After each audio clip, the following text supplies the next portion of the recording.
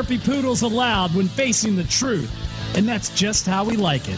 Straight, hard-hitting, conservatarian truth. On the rocks. No chaser. No marches. No protest. Only small, limited government, constitutional conversations. Exclusively on MoJo 50. We get into foreign policy. We get into national politics. We get into constitutional, libertarian, conservative ideology. We put the brakes on the media spin by destroying the lies, dismantling the narratives, and bringing you the stone-cold hard truth. Every weekend on MoJo 50. Join me, Adrian Slade, for a raging hour-long discussion, deconstructing the headlines and delivering you the entire full story. Only on MoJo 50. Live free. While we run train on the progressive agenda, does she know she speaks straight? Didn't they get mad at Brett Kavanaugh over the whole run train thing? They got mad at him for liking beer. Brandon Morse, today at 1. MoJo 50. It looks like you're losing. I am. Are you losing weight? I am losing. I've lost about 10 pounds. How are you doing it? It's a funny name, but I've done it with Riduzone. RIDUzone.com, and the stuff works. It's, you get into all that, the molecule this and the found in that. All I can tell you is it makes you feel full, and it keeps your mind off of wanting to overeat. And also boosts your metabolism, so you're burning more. Yeah, Try it today. It's going to work for you like it's worked for Brad and countless other people. Riduzone.com. RIDUzone.com. Adjust your mojo now. Thank you.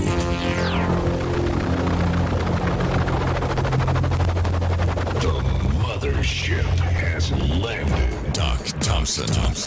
Brad Staggs. The mighty MoJo 50. I think it is call for celebration. We did it. Finally, as a nation, we pulled together. This is an incredible day, my friends. An incredible day. I think some fanfare. Ladies and gentlemen, fellow jackholes, the national debt has surpassed $22 trillion for the first time in U.S. history. Oh, my God. We have done it. We are somebody now. We even put the national debt clock up here on the Twitter wall in the Doc Thompson Freedom Dojo. That thing has about 100 different numbers running, but the biggest one is it's 22 trillion 9 billion 438 million 770 780 90 800,000 820. This is insanity. I don't think anybody really knows what $1 trillion is. Have you never seen the little graphic of it? Which you can stretch to the moon end to end, dollars and back like 4 times. Oh, I'll find the graphic again of they've laid out on pallets. I think it's $100,000 per pallet, or maybe it's $1 million per pallet, and it is stunning how much square footage. I mean, I think it's a football field of pallets of $100 bill. This is crazy. It surpassed the first time $22 trillion. This is data released yesterday by the Treasury Department. They estimated it reached 22.01, up $30 billion from the previous month. Well, good for us. It's let's see, what are they saying now? It's going to it will increase, I think, $1 trillion every year. It's something crazy. It's pointless. Remember when you used to send your kids out to the store to get something, you give them $5 and say, "Don't let that burn a hole in your pocket." Right. Holy crap! Yeah. We're burning down the world. The federal here it is. The federal budget deficit will exceed $1 trillion each year beginning in 2022. It's the highest I've ever seen. What do? It's not possible to pay it off. To pay it back. That's right. I just don't, and nobody in Washington seems to give a damn.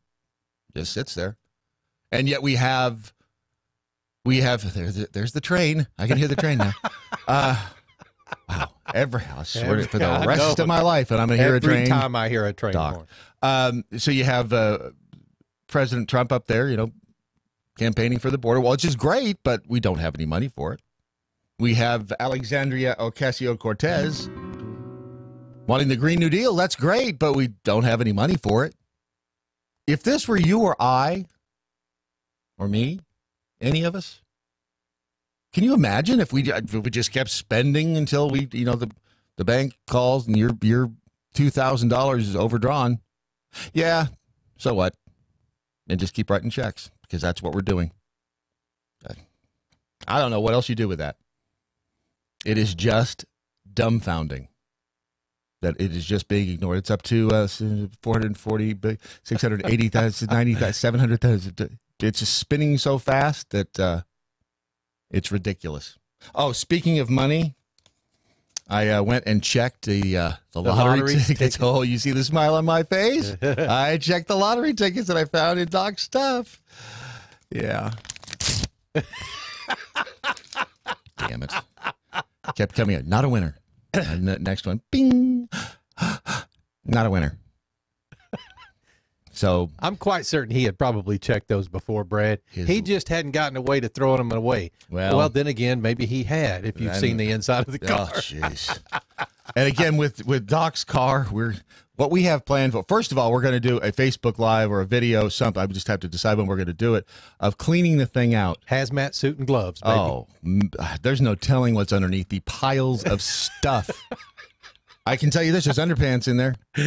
That's what Beth said. She said I was driving around and I looked and there was his draw. I pray that they're clean. Surely it was a packet. Well, we'll find out together when we do the Facebook Live because it's normally a dude carries panties in their car. Glove box. There may be some of those in there too. I don't know. There could be anything in there. It is amazing how much stuff obviously can fit in the front seat and on the floorboard of a Honda Fit. All right, get your tweets and your emails. We'll read some of those. James says this is why we must end global warming. CNN has fallen in snow has fallen in a state park in Hawaii for the first time. What could be the first time ever? You said snow? Snow in Hawaii. We're doomed. Wow. Save it, Harambe. Doc Thompson meets his demise via Amtrak. Days later, California abandons their high-speed rail project. Coincidence? I think not. Dresh Dog, leave one ear out when when going for a walk or a run. Be aware of your surroundings. And then this was a retweet of our guest yesterday from oneearout.org and the little headphones or the earbuds that I went and looked at those aftershocks. Mm-hmm. Those are kind of cool. I need somebody to tell me whether they actually work or not. Well, what is it? Bone conduction? Or is that what it? Well, I don't know what the word is. I don't know, but whenever you talk about bone conduction, I talked to Skip last night, and he said he had some of those. He said sometimes that the vibration gets irritating. Yeah, you're doing it wrong, but he says they do work. So interesting.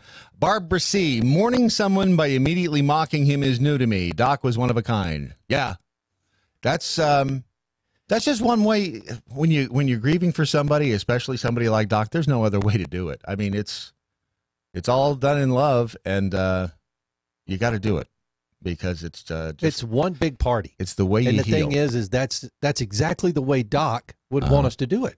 And that's what you're seeing. There's really no question there. Believe me. I mean, we could post videos of sitting in a corner and crying because I've done that, but I don't think that would be horribly entertaining. I need to run down and open the door for Brandon. You do that. Does he not have a key? By the way, Brandon Morse will be joining us in the second hour today to discuss some things. And Sarah missing Doc on MoJo. This is turning into an expensive trip. Around $100 in tolls for I-90 from New York to Ohio.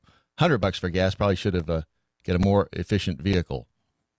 Well, and I know what you mean because it is expensive, but I would say Doc's worth it. But we're all going to get up there. It's going to be good. We'll have a good time. And then we will put one foot in front of the other and continue to move on. And a lot of exciting things, too.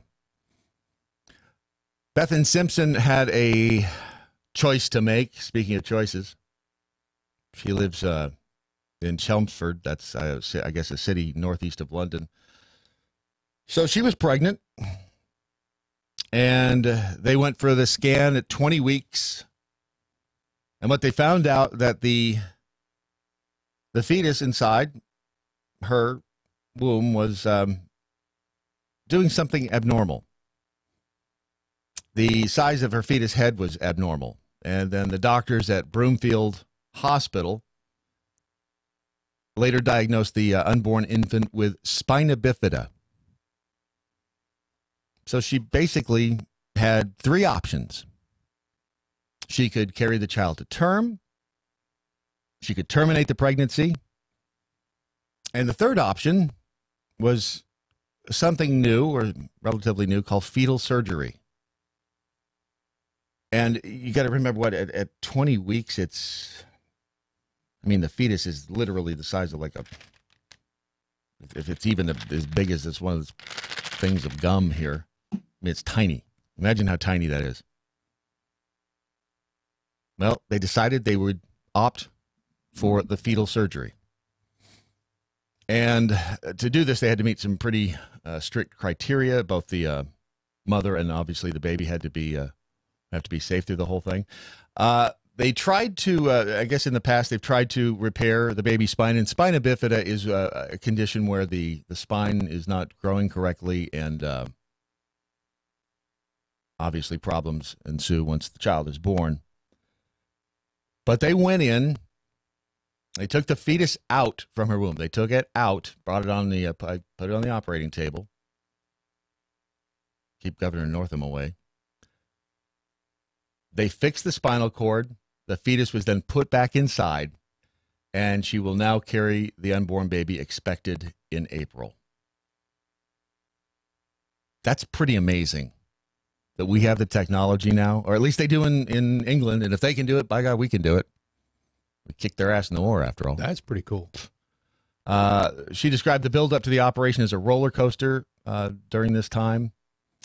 Apparently in the UK, between 5 and 10% of babies are born with the mildest form of spina bifida, and 1 in 2,000 are affected by the severest type. In the United States, about 650 babies are born with spina bifida. So it's pretty amazing. So we're making advances every step of the way.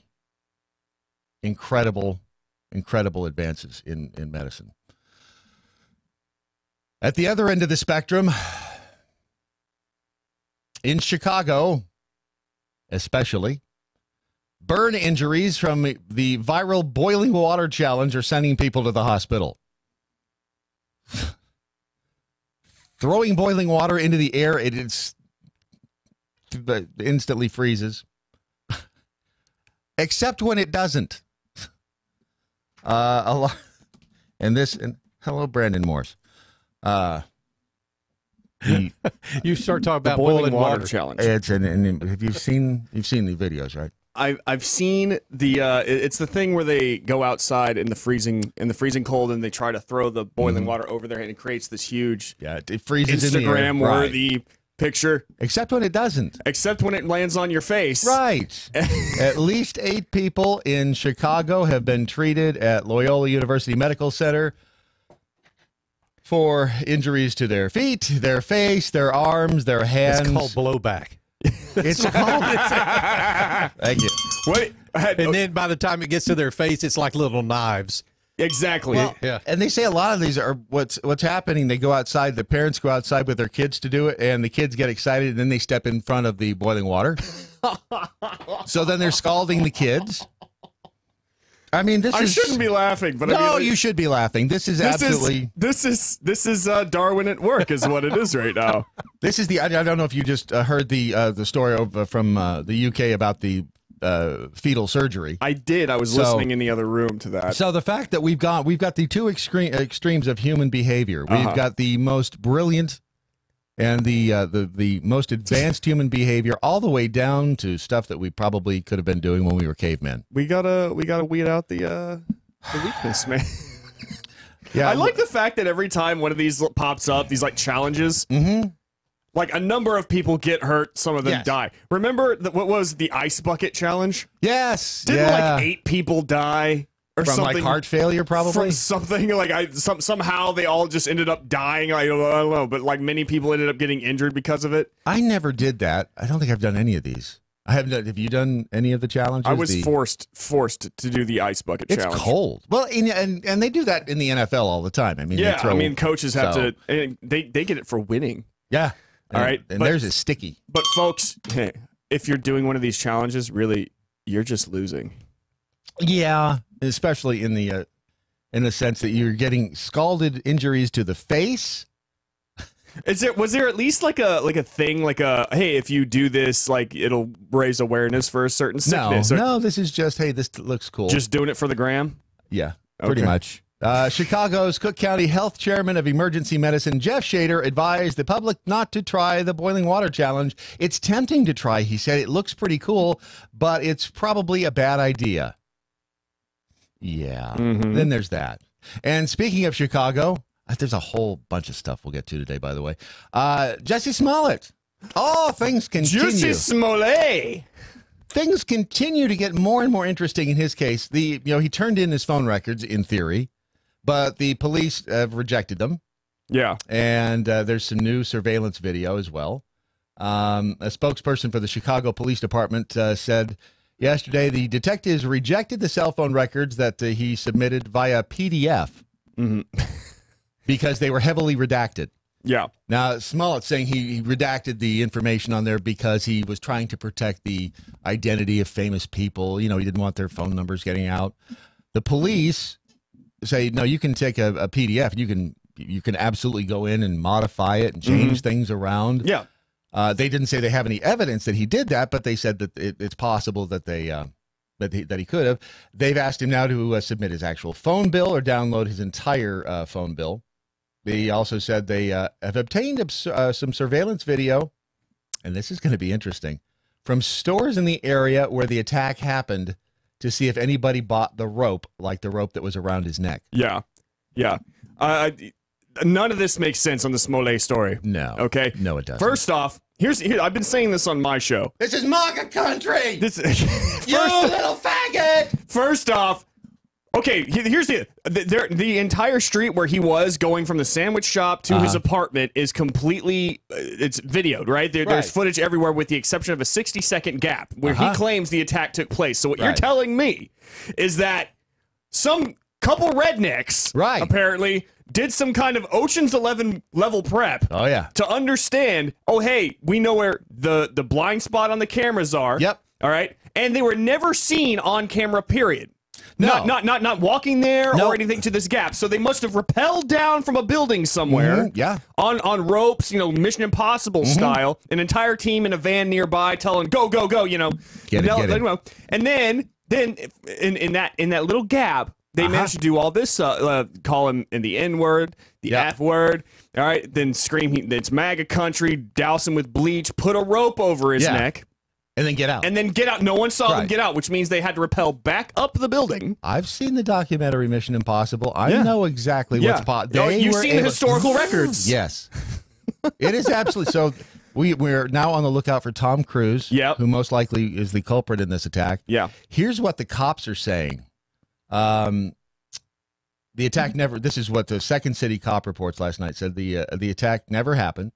Detectives say that Smollett had himself a little Grindr date gone bad. Oh, Grindr, for those of you not in the know, is the gay hookup site on the internet, like the gay version of Tinder for the homosexuals. Which, by the way, if you're desperate one night, you pretty much have an assured chance of getting a little something. That's right.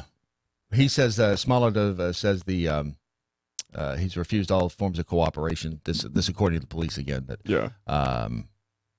including allowing them to examine his phone. His ear witness isn't cooperating either. Of course, the mainstream media is sure that the deep blue city of Chicago has some MAGA hat wearing racists running around in the middle of the night.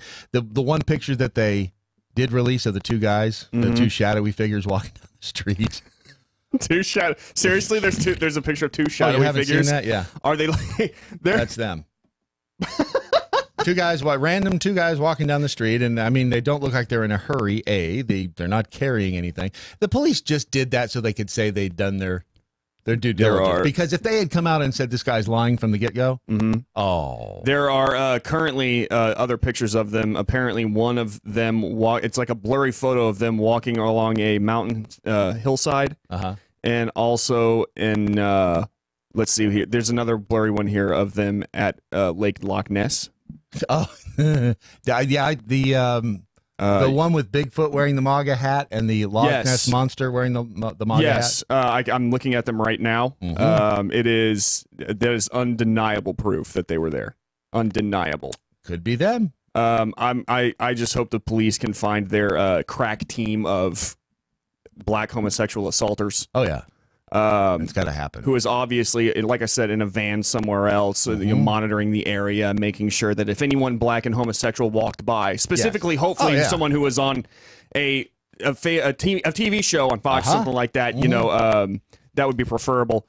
Just kind of rappel down, do the deed, rappel back up, get away clean, and then like watch fireworks in Vegas at the very end before the credits roll. This is, and here's the thing: what are they going to do to him if they can prove that it's fake? Because they're going to come up with video. If they've said they have the video of somebody buying the rope, they've got more than they're even letting on. Yeah. So I just wonder: are they gonna? They say they'll prosecute him for filing a false police report. Yeah. But then you know that there will be those out there who are going to say, "Well, he was set up." Right. He was set up. He didn't do this. And how you can justify that, I don't know. But again, if the attack did in fact happen, it's horrible. It's reprehensible. And they should be caught. And they should be caught and punished to the full extent of the law, because no one should ever be beaten for any reason. For sure. But unless, of course, they piss you off. But aside from that, from sexual choice, from color of your skin, and we all know that's common sense. Well, at least most people.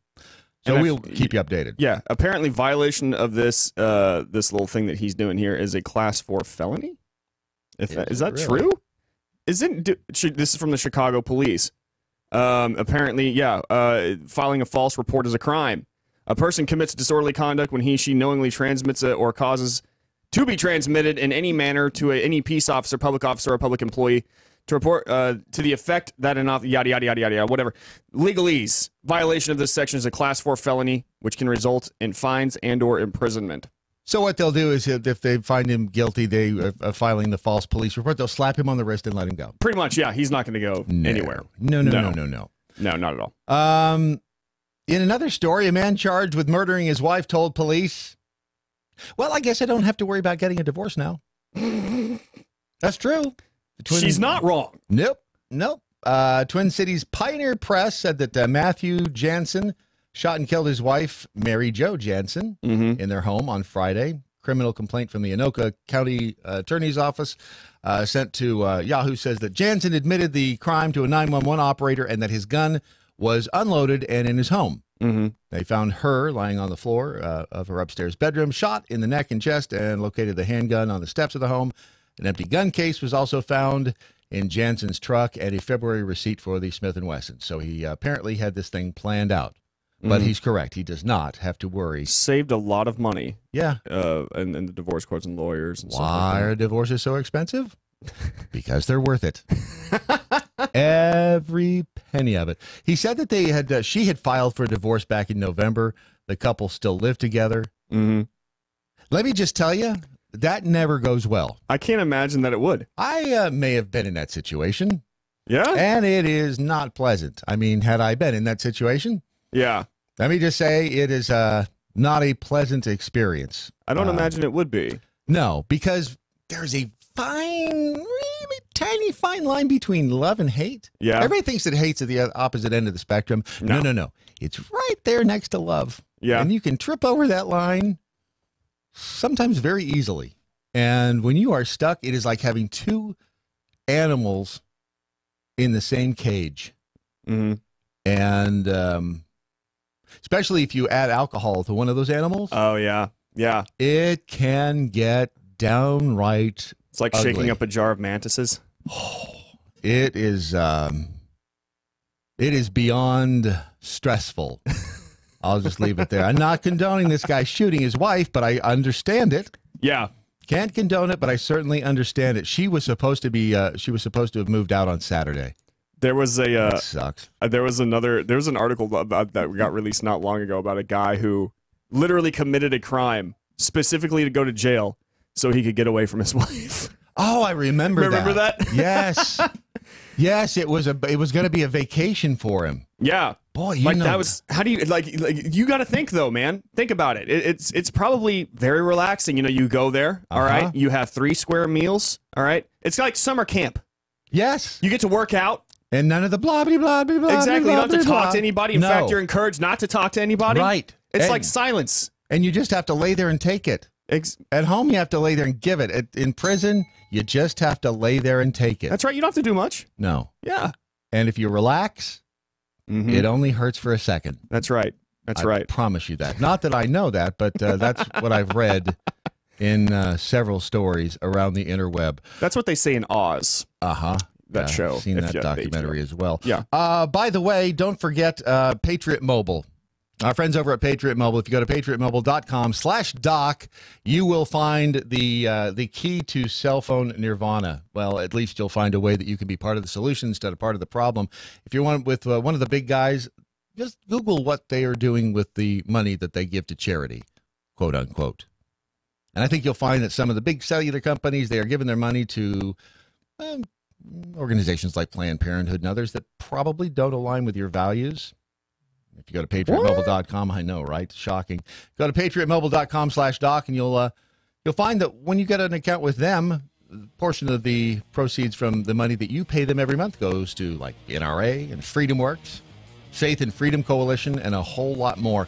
Plus, the service is great, and the price, I think you could save some money. patriotmobile.com/doc. Wait until you hear what JonBenet Ramsey, remember her? Yeah. Oh, this is weird, and it's next on your Daily Mojo.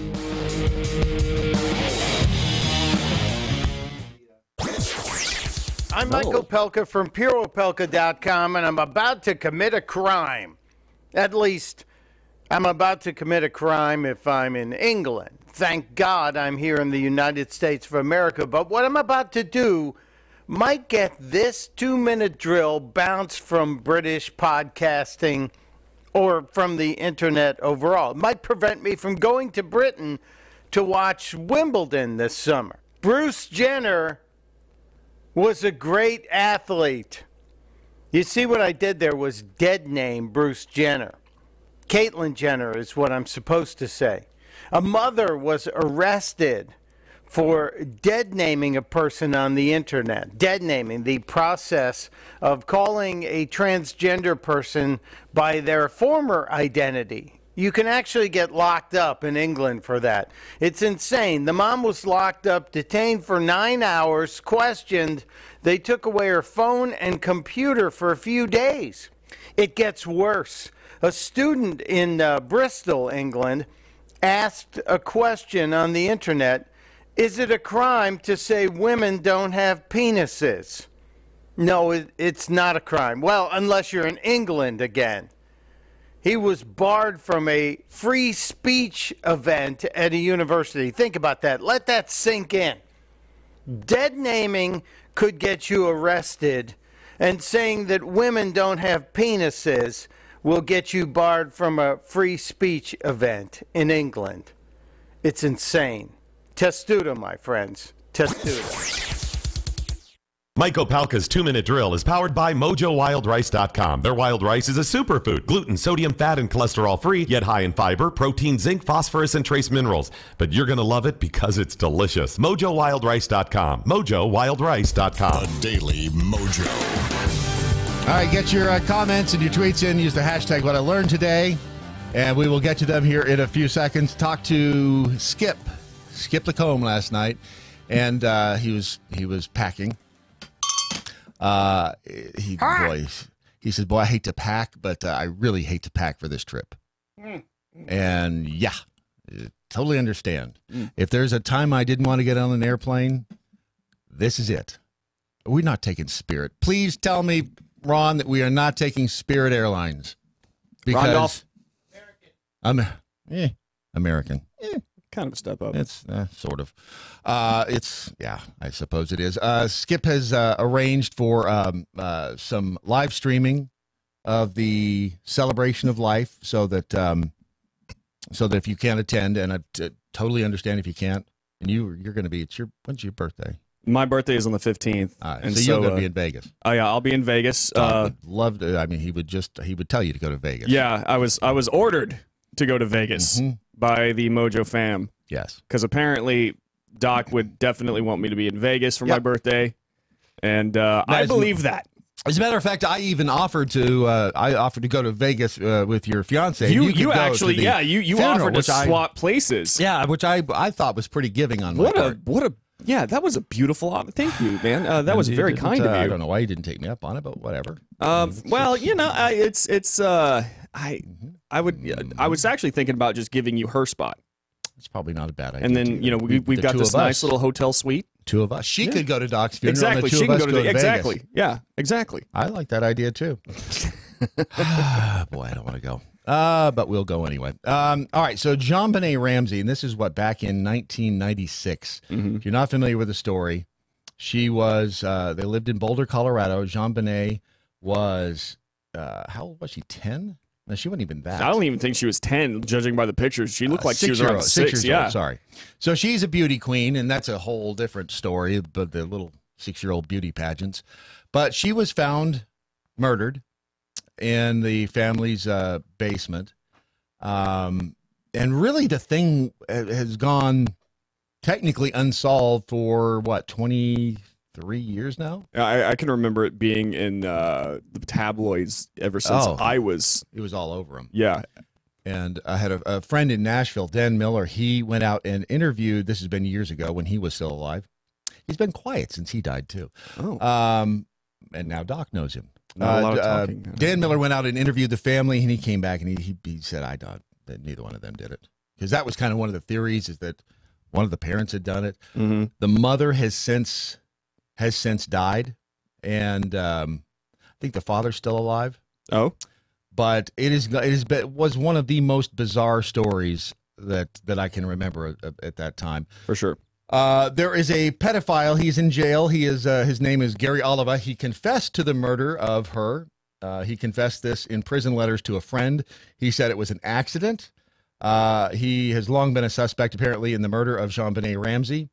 In letters to high school classmate Michael Vale, obtained by the Daily Mail TV, Oliva claims he killed JonBenet by accident. He says, I let her slip and her head bashed in half, and I watched her die. It was an accident, he wrote, from the Limon Correctional Facility in Colorado. He is currently serving a 10-year sentence for possessing child porn. When he was arrested in 2016, police discovered he had 335 photos of JonBenet, including photos from the 6-year-old's autopsy. Whoa. It gets creepier. He lived in Ventura, California. He urged police to Vale, this is Michael Vale, the guy's friend, which I'm not sure I want to have him on my friend list. He urged police to charge Oliva for JonBenet's death since he is due for parole next year. And he said that Oliva had told him that I heard a little girl. This is back in, he said it was back in 96. Investigators believe several men were involved in JonBenet's death, and Vale hopes that Oliva will identify them. The incriminating letters have been presented to Boulder police and murder case investigators now looking through the new information. This came out last month. A news story came out just a couple of weeks ago, and I don't know why this didn't get more attention. The headline, and I'll just read this because it is just freaky bad. I'm already freaked out. Convicted pedophile who admitted to killing JonBenet Ramsey apparently wanted to eat her body. Of course he did. Why not? According to a friend. Good God. What the hell is wrong with you people? There is a convicted pedophile reportedly admitted to killing JonBenet Ramsey. Apparently revealed details to a friend during a Dr. Oz show. Music publicist Michael Vale, a high school friend of convicted pedophile Gary Oliva, appeared on the Dr. Oz show with Nancy Grace, where he explained that Oliva wrote letters from prison that we just covered, confessing to accidentally killing JonBenet. Although Vale previously shared the letters from Oliva with the Daily Mail, he dropped a bombshell when he appeared on the show. And again, this is Oliva's friend, Michael Vale. Nancy Grace says to him, did you say he wanted to eat JonBenet? And he says, yes. And Dr. Oz says, I'm sorry, say that again. And she says, you tell him, points to Vale. And he says, yeah, I know it's some pretty heavy duty stuff. He's just talking about cannibalism. And Nancy Grace said he wanted to eat Jean Benet. Okay. First off, quick question. Yeah. What the hell? I don't have any clue. Well, he's already messed up in the head, right? He's already messed up in the head. He had like what gigs of child pornography? I guess he was caught with. Yeah. But first, I want to say that I don't actually believe that he did it. I think he's looking for his time in the sun. But he had pictures of her autopsy. He said he had on his computer. I'm sure there's a way you can go on 4chan somewhere and somebody's got him. On what? 4chan. What's that? It's a magical place filled with so not hip. Is that like the dark web? It is the dark web. Do you use the Tor browser to get into there? You can use any browser to get in there. You can use the I don't know what the Tor browser is. It's just I've always read that's the browser you use to get to the dark web. Oh, I didn't know that. I heard you can get good drugs there. I too am not hip with the kids. But yeah, no. Apparently, I'm pretty sure if you go on 4chan or some part of the web like that, they're floating around, and he managed to get them. But I don't necessarily believe this guy, but at the same time, do I believe that he wanted to eat this girl? Probably. I think some Silence of the Lambs thing going on here. But then how did he get into their house?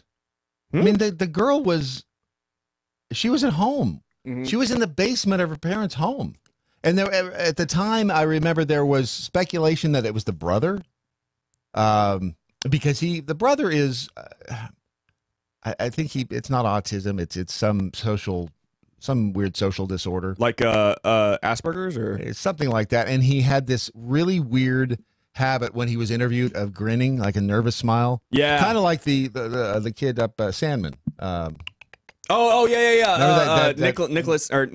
Nick Sandman. Yeah. Remember that kind of the nervous, and that's kind of what this kid would do. The brother, he had this nervous smile. I think he's still around, but yeah. So everybody kind of pointed their finger at him. But and it's understandable how he would be in the house. But if this Oliver guy did it, how did he get in the house? Yeah, exactly. And it was just a very strange. It almost felt like a cover up at the time. And everyone thought that. I mean, even South Park made an episode where they blamed it on some Puerto Rican guy, and it was the least convincing performance ever. Because if you watch the interviews with her parents, it does seem kind of like you guys are lying. There's something you guys are so fake. There was something that wasn't quite right. Yeah, and it was just bizarre. And then, of course, as time went on, and again, the mother died of some sort of cancer. Yeah, and the dad, like I said, I think he's still alive. But it was just a bizarre. Yeah. Time period. And the best line that this guy said of his Oliver's notes to him, he wrote incriminating letters that explained that he believed he would have gone to hell had he not confessed. I think maybe, buddy, that you're going to go there anyway. I don't think that's really an option at this point. I'm not Jesus or God or anything, but I mean, right, killing a kid for the purpose of eating her. I think that kind of qualifies a little bit. I think you're going to get there, and Satan's going to be like, "Whoa, dude, come on." Yeah. Hey.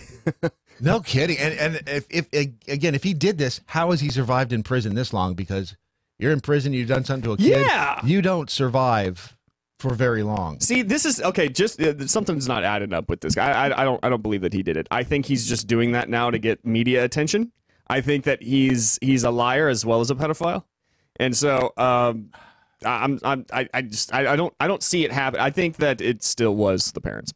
It's he wrote in one of his letters, "I let her slip and her head bashed in half. I watched her die. It was an accident. Please believe me, she was not like other kids. Jean Benet completely changed me and removed all evil from me. Just one look at her beautiful face, her glowing, beautiful skin, and her divine God body. I realized I was wrong to kill other kids. Yet by accident, she died, and it was my fault." I do not believe a word of that. I do not believe a word of that. I'm sorry. I have no reason to believe anything that he's saying is true. It sounds more like fan fiction to me, like from this guy. Yeah. And then you don't, like the parents, I'm sorry, their acting was so bad during interviews and stuff about it. I mean, like, I've seen better acting in the Mortal Kombat movies. All right. I'm sorry. There's no way that this guy's being honest. There's something strange going on. There's something. Not sure exactly what it is, but something's really, really bad. Over on the Twitter, grieving Ohio wacko bird hashtag. What is it? RIP Doc. I'm so old. I remember when cannibalism was unacceptable. Yeah, there's that. MoJo Jedi tastes like chicken, right? It's cool now, though. Only the Jackhole Nation. Let's be frank in PA. Wow, no Morse at the service. Right? I feel like some of us should wear flannel just to represent. You wear flannel a lot? I do. I do wear a lot of flannel. Like this shirt, everybody. This is the uniform shirt. I actually like that shirt a lot. That's a shirt that it's more of like a jackety thing. Yeah, because now I can keep the studio as cold as I want. Because Doc isn't bitching. It's so cold in here. My cold. I don't know what's wrong. I'm just so cold. Shut up. It was like I'd be sitting here sweating, and it's cold. Something wrong with you. I'll actually take up Doc's torch because there was a few times when I walked in here and I was just like, I can't believe how cold it is. Why is it so chilly? Is it chilly in here? The problem is we have these three. We have the control rooms and then the 2 studios. And then if the studios get chilly, the control rooms are hot. Yeah, we have all the equipment in there. Right, and Ron heats it up. Yep. But so we'll work on that. Then look at Rondolph right now. He's wearing a parka. Yeah. He's got his gloves on, his mitts. Mm-hmm. And icicles hanging from his Poor nose. Rondolph, he's shivering. Rondolph? Yeah, Rondolph the Whitey. That's what he's known to the Code Monkeys as. Doc Thompson got run over by an Amtrak.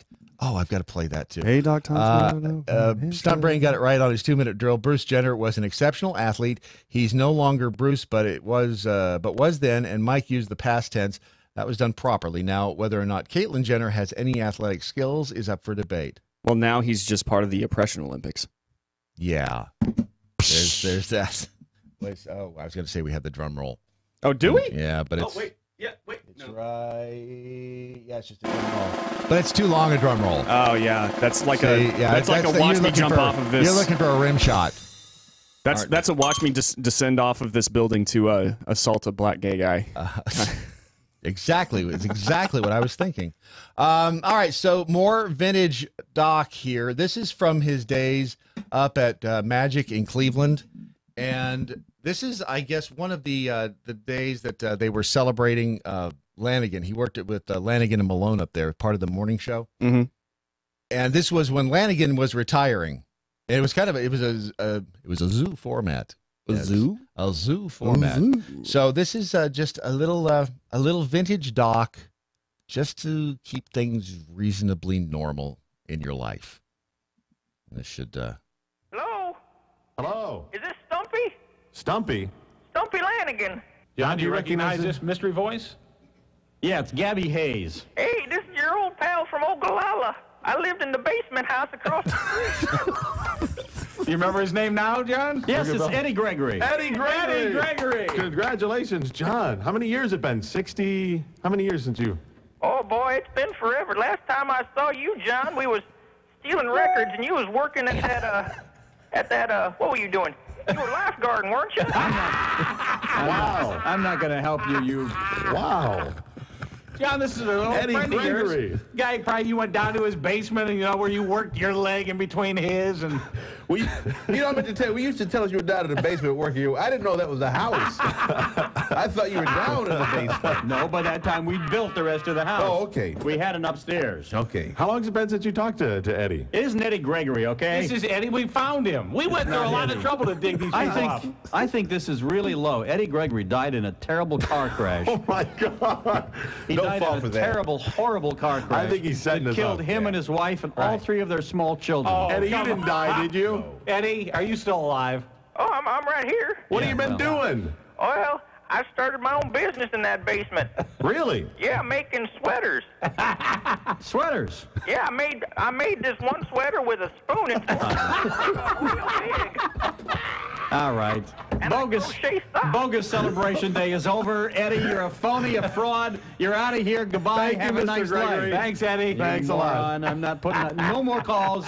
You guys get away with nothing else. All day, John Lanigan. This is your life. You got 1 hour left. This is an email, John. Congratulations. Job well done. Please don't leave the show. You guys are the best. You and Jimmy are so much fun in the morning. I've been a long-time listener. After 10 o'clock, there is nothing on the radio. You guys blow Howard and Trapper out of the water. You've made Cleveland proud. Thank you for many enjoyable mornings. That's Cheryl in Streetsboro. P.S.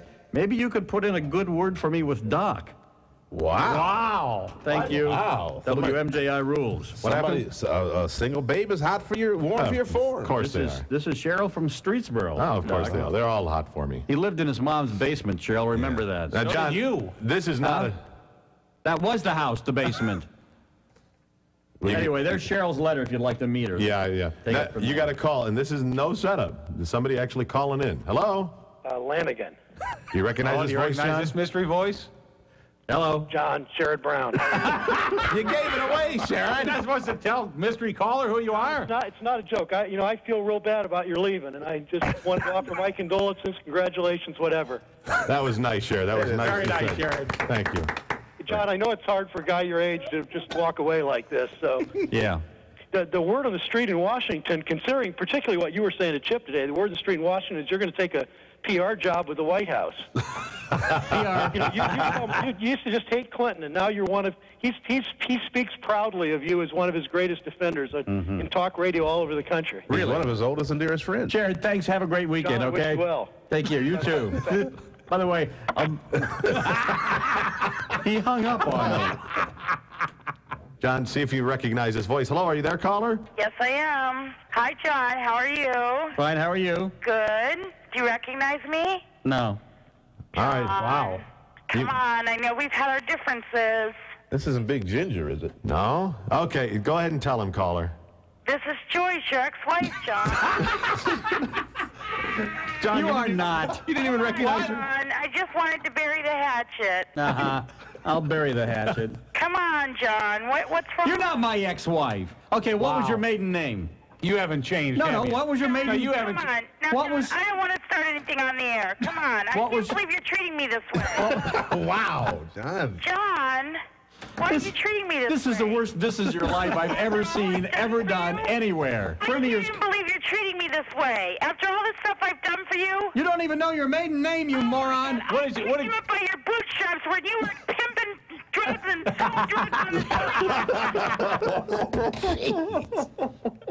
Who is this really? This is caller. It's not Joyce. Okay, what are our kids' names? This is just stupid, John. Now, why are you doing this? Stupid? What are our children's names? You're playing games. John. What's unusual to ask that of the mother of the children? Let's not bring all this stuff up. I just want to be... What stuff up?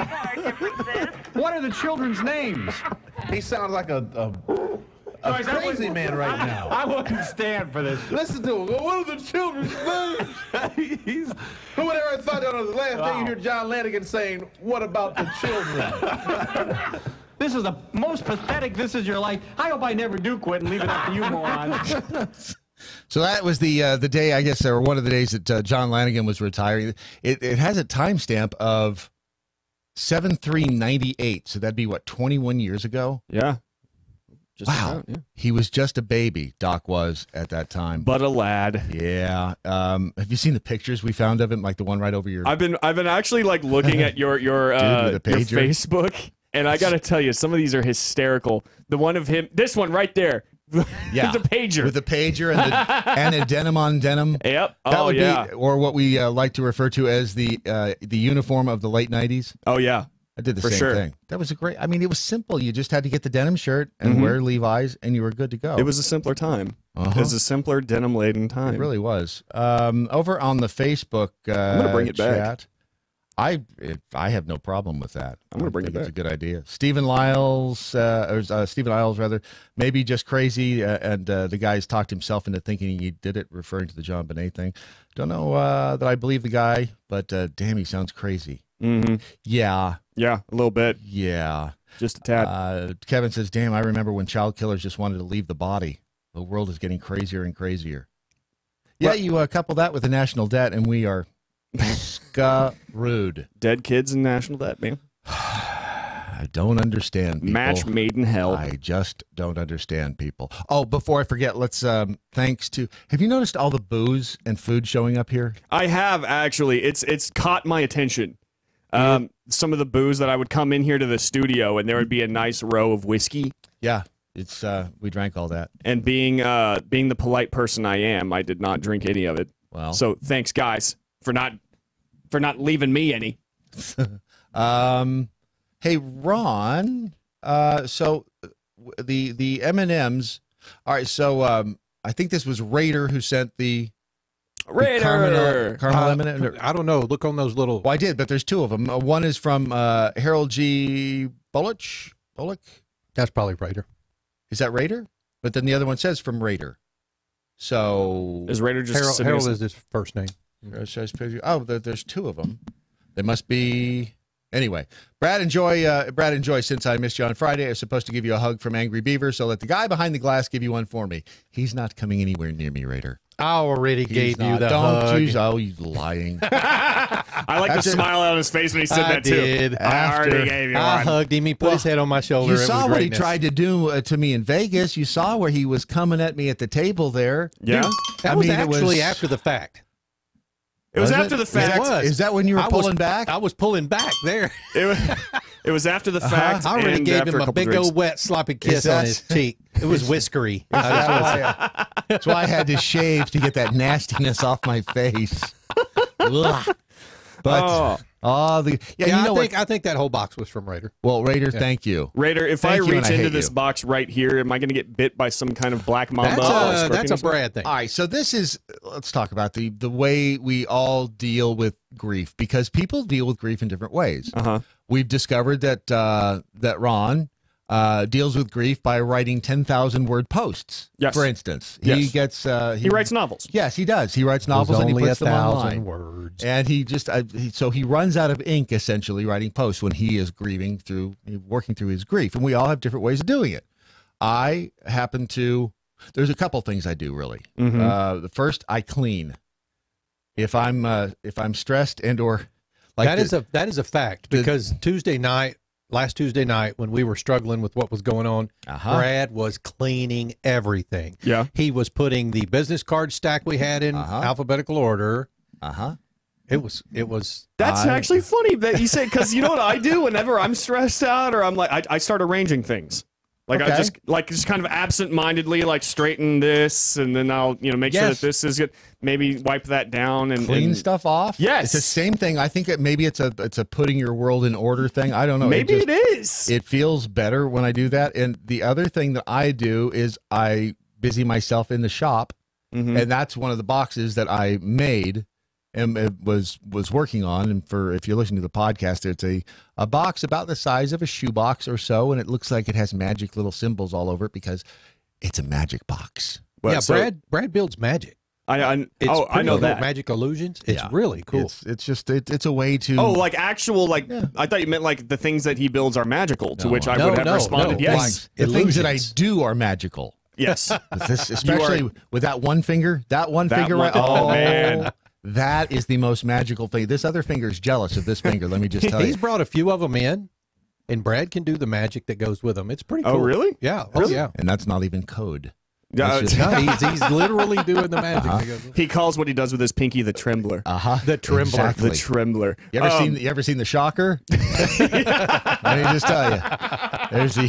There's the spocker, the shocker, and the one that's just rude. But yeah, all three of them work. I'm going back years. I used to build stage illusions for magicians, and no joke. My grandfather was actually a magician on vaudeville. He went by Renaud the Conjurer. His real name was Henry Huff, and so you rearrange those letters. And apparently he was, according to my grandmother, he was usually on the road, and the times that he would come home were when he needed some cash. Right. Yeah. because the road wasn't doing it. Yeah, apparently so. But so Renaud the Conjurer apparently traveled all of the vaudeville circuit in the Northeast, and he was. Did he ever work with Houdini, or was that? It was around that same time. That's it's what possible. Yeah. I at one point went through my grandmother's attic and found some of his old notebooks and things, and I still got some of those. But he was one day working or volunteering at an air show, and as a reward for working the air show, and I guess he was doing some magic there. They said, "Hey, come on, we'll give you a ride in one of these planes." At that time, twin prop, big planes, whatever. So he gets up in the plane. They fly around for a little bit. He's looking out the windows. Things are great. And they land the plane. Open door. Hey, thank you, Renault, for being here. I hope you enjoyed the little flight. And he said, yeah, I sure did. And he walks down the steps, and instead of turning right, turns left, right into the propeller. Of course. Oh. Took his head off. Wow. Oh. Several pieces. Wow. Yeah. Damn, that story took a turn. There you go. I left one. That got dark. Yes, it did. I got involved in magic when I was very young. My uncle is a magician, and he has a website, shameless plug here, armadillomagic.com. And he sells, really? he sells magic. Why didn't you tell me that before? Yeah, and I've always been impressed with it, and I love it. That's why every time you bring one of these boxes in, I'm like, Brad, show me the trick. My uncle used to do magic. We would sit in the front room of my grandmother's house, and Uncle Charles, we'd watch Hee-Haw. And he would make a penny vanish from his hand and appear underneath whatever it was sitting on the television, a candle, whatever it was. Never figured out how he did it. Scotch and soda, baby. No, I mean, he was sitting in the chair and the TV. Called. Yeah, but he was sitting in the chair and the TV was 10 feet away. I've got that one. I love that. Well, he planted the damn penny under whatever it was. Don't give away the trick, dude. Aren't you a real magician? I'm just saying I finally figured it out last year. I need to know. Last year. Thanks for breaking out the vape there, Ron, because you are welcome. I got to know what it says on the top of this box here. That is actually Chinese symbols for good luck. No. Shoot. Why did you ask me that? It's for ask me how the trick's done. That's what I think that's what it is. Actually, I think it's Chinese symbols for therichsolution.com. Oh, yeah. I think that's exactly what it is. Brad. I was just over at the Rich Solution, and I think I'm going to order some of the Bone Restore with vitamin K, because, I mean, who doesn't want their bone restored? I was going to say, do you need your bone restored? Well, who doesn't? Yeah. Don't you, after all, don't you want your bone restored? If your bone is in bad shape, and you need it restored, the Rich Solution is the place to find the supplement that will actually restore your bone. Yeah. And I always remember this, because here's the other thing I can do. Now, this is the Rich Adapt. I'm about to take the dropper full and put in my mouth because the stress and I need the balance in my life. Mm-hmm. And here's the other thing. I'm not getting sloppy seconds from Doc Thompson like I used to, because he would do it first, and then he'd hand it to me. It's like, dude, why do I want? You just had that in your mouth. Why do I want that in mine? So technically, you've got a little bit of Doc in you. I have DNA in me. Yes, he lives on. TheRichSolution.com. This is the Daily Mojo.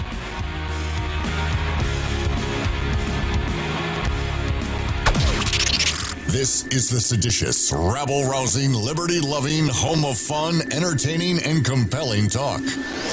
Mojo 50. News this hour from townhall.com. I'm Rich Thomason. President Trump may not be pleased with the congressional border security compromise, but he does not anticipate another partial government shutdown. A day after the bipartisan agreement was reached, the president was asked if he was happy with the compromise. The answer is no, I'm not. I'm not happy. He didn't say definitively if he would sign the deal, but did signal that the government is likely to remain open. I don't think you're going to see a shutdown. I wouldn't want to go to it now. If you did have it, it's a Democrat's fault. The president said the bottom line is the wall's getting built.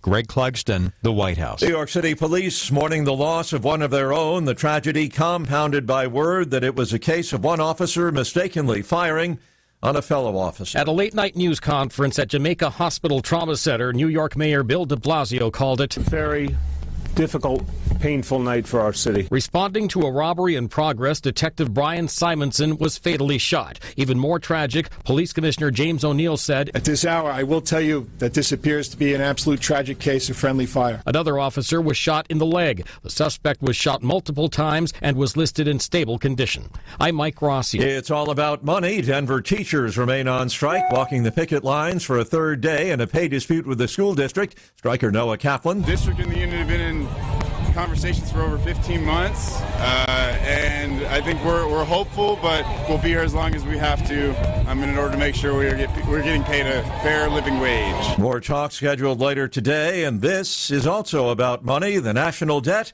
passing a new milestone, topping $22 trillion for the very first time. Wall Street this morning, stock futures pointing to a higher open. Right now, Dow futures up 85 points, S&P futures 8 points higher. More on these stories at townhall.com. Never Forgotten Apparel is more than just a premium women's and men's clothing line. It's a movement to remind us to wear American-made and serve those who serve us. Our heroes. Never Forgotten Apparel gives 20% of their total sales to nonprofits that support homeless veterans and off-duty firefighters, and 50% to individual veterans and firefighters in need nationwide. Check out neverforgottenapparel.com. Use promo code MATT, M-A-T-T, and get 15% off your purchase. This is David Barton with another moment from America's history. Joseph Story is one of the most important names in American jurisprudence. Not only was he placed on the U.S. Supreme Court by President James Madison, but he also founded Harvard Law School and authored numerous legal works on the Constitution. While today's revisionists claim that the goal of the First Amendment was absolute religious pluralism, Justice Joseph Story vehemently disagreed. He declared, "The real object of the First Amendment was not to encourage, much less to advance, Mohammedanism or Judaism or infidelity by prostrating Christianity, but was to exclude all rivalry among Christian denominations." According to founder Joseph Story, Christianity, not pluralism, was the goal of the Founding Fathers in the First Amendment, for only a Christian nation is tolerant and thus is truly pluralistic. For more information on God's hand in American history, contact Wall Builders at 1-800-8-REBUILD. Having an extra supply of food on hand is just smart. Some people call it prepping. I call it smart. You never know what's going to happen in this world. Go to mypatriotsupply.com. You'll find out a lot of good reasons to have that food and some great prices. mypatriotsupply.com. So let's talk about the Golden Globes. Christian Bale said Satan inspired him playing Dick Cheney. Did Satan also inspire him to assault his wife, his sister, and his mother? Did Satan also inspire that? Just asking. Brandon Morse, today at 1. MoJo 50. Rebel rousers, instigators, troublemakers, freaks, agitators, fanatics, scallywags, mutants, scamps, firebrands, rogues, scoundrels, MoJo sexuals. MoJo 50.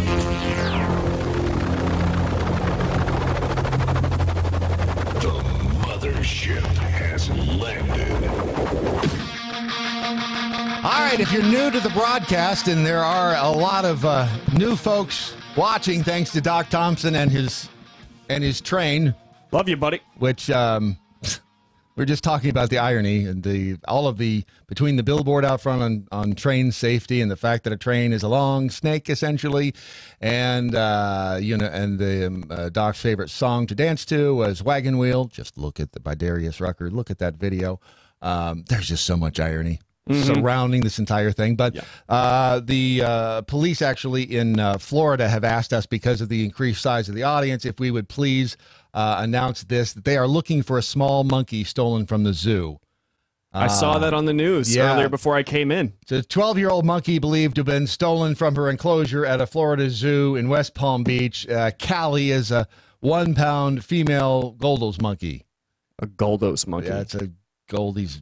It's a monkey. Yeah. If it here's the thing. If you don't know what a Goldie's monkey looks like, it looks like a monkey. I'm gonna have to take a look at this gold. Is it? How do you spell it? It's Goeldis. Eldis. Yes. So if in fact you run across a monkey and you're not sure if in fact it is a Goldie's monkey, still please contact the local police, because it's probably the monkey. Just saying. All right. I think it's time to do headlines, Ron. Shall we do headlines? Yes, we shall. We've scoured news platforms and agencies around the globe for today's most profound news headlines. Presenting them now, here's Brad Staggs. All right, Jack Holes, your headlines brought to you by TRAGuns.com. It's America's most convenient gun store. Now, we're going to change things up here a little bit today. Just try something different. One of the stories in today's headlines isn't real. So it is real Ron Phillips and is it the Brandon Morse? It's the Brandon Morse. And the Brandon Morse on Twitter. It's their job to figure out which one of these isn't real. Okay. All right. I'm not going to cheat. No, please don't. Not going to cheat. Not that you could. By the way, the count up to the government shutdown, we are at T-2 if you are counting, just in case. The national debt, my friends, has topped $22 trillion for the first time, as experts warn of ripple effects. $22 trillion. Milestone experts warned is further proof the country is on an unsustainable financial path that could jeopardize the economic security of every American. And by the way, there's no way to fix it. Is there? Think about it. How do you fix it? I don't know. That's how there's no GoFundMe. Oh yeah, there you go. Right there. Right there. I'm going to create a Green New Deal. Where it's instead of just 100% renewable energy, it's just we're going to plant a lot of cash trees. That's a good idea. And we're just going to pick the cash off the trees. Great idea. And boom, that's solved. That's probably on page 3 of Alexandria Ocasio-Cortez. Well, she did say she wants to plant a lot of trees. And there you have it. And here's the funny part, folks. My plan is probably less stupid than the Green New Deal, the actual one. That's not a high bar. No. We finally know when our Milky Way galaxy will crash into the Andromeda galaxy. It will survive in its current form a bit longer than some astronomers had thought. The monster collision between ours and the Andromeda will occur in about 4.5 billion years from now, according to new research, which is actually, well, a little bit later than, or a little bit sooner than 3.9 billion years. Well, I guess it's a little bit later. So we have a little bit extra time. I've got some time then. Yeah. So when the two crash into each other, it's not going to be pretty, and I would recommend either sitting down and holding onto something or maybe strapping yourself to a building. That would actually help, you know. But it doesn't matter because the world's going to end in 12 years anyway. That's right. Remember? That's right. Green New Deal, folks. Remember, one of these is not real. The Post-it wall outside Alexandria Ocasio-Cortez's office got so big she had to move it. Yesterday, the 29-year-old announced on Twitter she was told to remove the encouraging Post-it notes supporters had been leaving on the wall outside her office. But before getting too upset, know that she simply moved the sweet tweet notes inside, which means she can now stare at them while she works. Just so you know. Moving right along, 52 polar bears have invaded a Russian town to eat garbage instead of starving to death. 52 hungry polar bears occupied Guba. It's a work settlement in a remote Russian Arctic archipelago. Caribbean, you decide. The animals reportedly attacked locals, ransacked garbage dumps, and barged into residential buildings. He said this report came from Russia. It was translated and released this weekend. The massive invasion of polar bears prompted regional officials to declare a state of emergency this past Saturday. People are scared. They're afraid to leave the house. They're afraid to let their children go to school, said a local school administrator. Constantly in the village are from 6 to 10 polar bears eating our trash. That is not a euphemism, by the way. So, hang on. How many? 52. 52 polar bears. And that's one for each week, of course, of the year. Is that like the Russian version of 99 Red Balloons? It could be. They're going to make a song. Absolutely. 52 white polar bears go by. It could be. That would be a good song. That would be an excellent song. So, here's your random fact of the day. In the Czech Republic every year, on Easter Monday, it is appropriate to smack women on the ass with a special whip. Only on that day? Men go from house to house, lightly whipping the women with a braided willow branch called plakblum in Slavic. Yeah. Do you speak Slavic? I'm going to learn now. There you go. To apparently, this apparently stimulates their fertility. Oh, yeah. You never know. You know, they have a special day for that, but here in MoJo Studios, that's just Tuesday. Yeah. I mean, anything goes inside the Freedom Jojo. Pretty much. A Florida nursing home has been shut down after the FDA found no less than 2.5 tons of expired animal food during an inspection of the facility.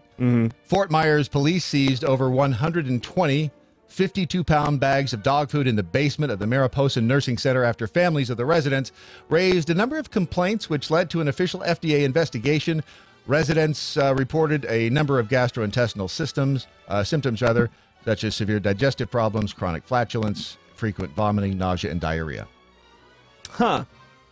So if you had your any loved one in the Fort Myers area at the Mariposa Nursing Center, I'd recommend giving them a shout. Upskirting has officially become a criminal offense as the Queen prepares to sign off on the legislation today. Taking sexually intrusive pictures under someone's skirt or clothing without their permission will now be punishable by up to 2 years in prison. What the hell? No! I will not live in a world where you cannot take upskirts. This is horrible. That is it. They're going to ruin an entire category of porn. What's the point of life now? If you can't look up a woman's skirt, what if they take a picture of their own skirt? Why don't they? Why would you take a good question? Why would you take a picture of your own skirt? But I mean, like, because you're going to gram it. Isn't that the whole reason? That's a good point. What? Wait, that's a good point. You know what what happens, missing? right? That's the Grammys. I mean, like, the whole point of like winning an award now is if you want to get real attention and be considered a really good artist, right? Just flash your junk. Only works if you're a woman, but just flash your junk or have sex on video. Damn it. Yeah. Oh yeah. Didn't Sharon That works Stone too. start the whole trend? Yes. And it was Basic Instinct. Yep. What's her name? The Kardashian girl. Oh, Kim Kardashian. I kept wanting to say Chloe and then Kendall. Have you seen that tape? Yes, I have. Of There's course I have. something wrong with her. You talking about ass. with Ray J? Is Yeah, it Ray J? yeah. Ray J. Yeah. I Yeah. might have seen it. The parents must be so proud. He might have seen it 3 or 4 times. I may I have love the fact. You know, looked at her it. parents are probably okay with it because it made them millions of dollars. There was a meme going around, and I want it to be real. God, I want it to be real. But apparently, they interviewed the mother about it, whose name I can't remember now. But she was like, "As a mother, I wanted to kill Kim, but as her manager." Seriously, Wow. dude, if I thought I could make $1 million, I would nook on camera all day long. You would what? Nook. Nook. He What the did it hell? all for the nookie. I'm learning so much today, and especially about the guy behind Come the on, glass. Brad. You would nook all day. That's a thing? Brad's like, "You damn kids and your rap hop and your nookie. Is that nookie just, nook? Is that just when you like look at porn on the? No, internet? nookie. It's dude. the hardcore sex, man. Oh, Get some on camera. okay. Getting it on. I'm learning so much. I thought that it's like the people who are in defeat. I just don't understand that. I don't either. Whatever it takes. I don't either. I've never understood that. But you know what, dude? Whatever. Be like, yeah, you got to pay us because we're not paying you. Whatever flips your skirt. No, that's illegal now. Right, That's apparently illegal it's now. It's illegal. Passing It's the an bill. illegal voyeurism offenses bill of the upskirting bill. It's cleared its third and final reading of the House of Lords. The House That is of so Lords. pretentious. That's, you know what? That is The just House of Lords. that is just the rich oppressing the poor. That's what this is. Again, Taking away our pleasures. no wonder we kicked their ass in the war. I started to say, that's why we Yeah, left. exactly. We fought a war so that we could upskirt in peace. Upskirting is already a crime in Scotland. The Ministry of Justice published new guidelines yesterday stating the upskirting is a distressing and humiliating violation of privacy for victims, which usually takes place in public spaces. If you don't want people taking a picture up your skirt, don't wear a skirt. I've always said that the UK was kind of a backward place, and this is just proof right here. Brad. But remember, we're Wear a country. underwear. But apparently they don't even want you to see their underpants either. But we are, remember, a country founded by people with buckles on their shoes. That is true. That is true. We thought it was weird fashion back in the day. Right. But we know now. Moving along, a chemical in McDonald's French fries could cure baldness, according to a new study. Japanese scientists may have discovered this cure within a chemical used to make those fries. Stem cell research team from Yokohama National University used a simple method to regrow hair on mice by using dimethylpolyxyloxylene, the silicone added to They add silicone to McDonald's fries to stop cooking oil from frothing. What? Well, there's something new. Preliminary testing indicated that the groundbreaking method was likely to be just as successful when transferred to human skin cells. So remember, one of these is not real. Okay. That might be it, too. They were looking for a place to smoke pot, and they found a tiger instead. Well, I mean, how if I had a nickel. An anonymous tip from a concerned citizen led to the discovery of a tiger at a vacant home in Houston. On Monday, animal control officers went to investigate after receiving the anonymous 311 call from somebody who said they'd seen a tiger. The chief of staff at Houston's Administration and Regulatory Affairs Department, they said after hearing something inside the house, they called police to get a warrant, later discovered the cat. Officers tranquilized the tiger. We deal with, for the most part, puppies and kittens, said Cottingham. Very rarely do we take in a tiger. Sergeant Jason Alderette said the tipsters went to the house to smoke pot. They found the tiger. We questioned them as to whether they were under the effects of the drugs or if they actually saw a tiger, he later said. What was it laced with? Right? That would have been my first question. Whatever strain that is, I think I might want some. Fish are now able to recognize themselves in a mirror. It's according to scientists in New York. Fish can now pass the standard test of self-recognition. And it raises the question about what that means. So when you see a fish on a plate, it's staring back at you. You should feel guilty. It's a decades-old test designed to show self-awareness in animals. It was introduced in 1970. They found relatively few animals can pass it. Most humans by age 18 to 24 months. So can chimps and orangutans. This according to the test's inventor, evolutionary psychologist Gordon Gallup. Outside of ape species, many researchers say there's also good evidence for passing the test in bottlenose dolphins, in Asian elephants, and European magpies.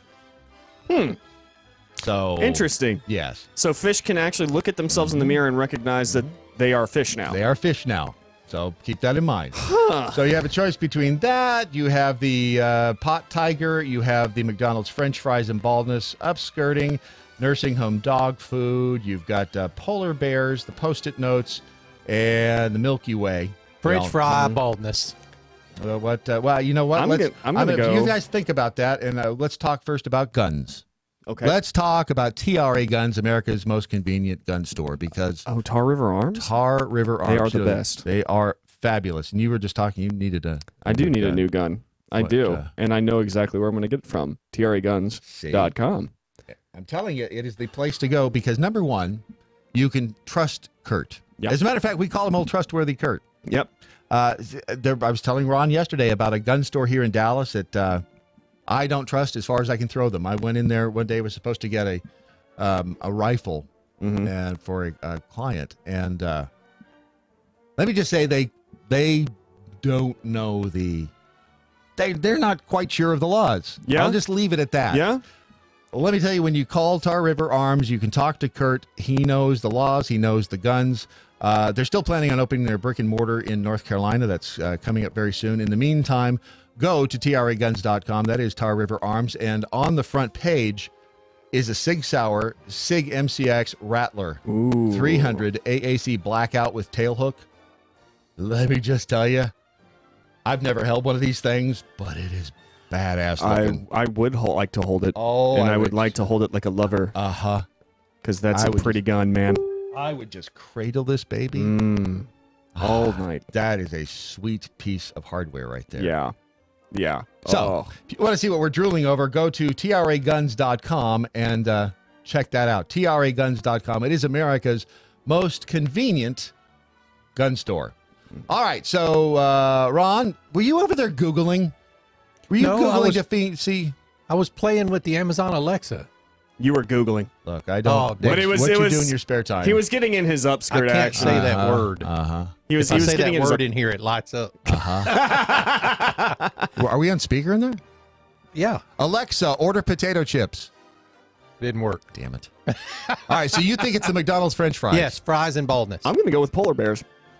You're both wrong. Oh! Damn it. It was dog food in the nursing home. That is the fake story. The polar bears are real. The baldness is real. I should have known chronic flatulence in a nursing home. In a way, I'm kind of glad the polar bear story is not fake because that's just too good. Or the French fries. I'm kind of liking this new way of doing things here. Yeah, I like this. This is a fun you need game. to get votes from the jackholes, too. Yeah, that's true. That's true. Okay. I've got enough to do in here. It was easy sitting in that chair. Now I'm over here. There is a lot of things on the list. There is a lot of stuff going on in there, Bradley. But you're rocking it. Yeah. Deep breaths, Brad. Deep breaths, Brad. Brad, take your bone medicine. Take your bone medicine. I need Bone Restore for Merch Solution right now. It'll be okay. It'll be okay. Don't panic. I won't panic. I promise I won't panic anymore. I almost had a panic attack yesterday. Did you? We'll talk about that in a bit. It's Wednesday, February 13th, 2019. There are 628 days until election 2020. Jerry Springer is 74 years old today. Randy Moss, 41. And Hip Like Jack is 14. Hip Like Jack. Who doesn't know him? I promise you he has more followers than the three of us Yes, combined. he does. He's over on TikTok. Doc swore that we needed to get a TikTok account. You know what's funny is he and I were talking about that at one point in time because we were kind of going, because that's where all the kids are now. All the kids are on TikTok. And they're actually, you realize that sounds creepy when you say it that way, installed right? it on my phone, but you don't have to have an account to browse it. Well, we're not talking about browsing it. You don't. Well, I'm not getting a TikTok What do we have account. to? What would we put on there? Well, see, here's the fun. I mean, like, there is some seriously funny stuff that is happening on TikTok. And Isn't that the new?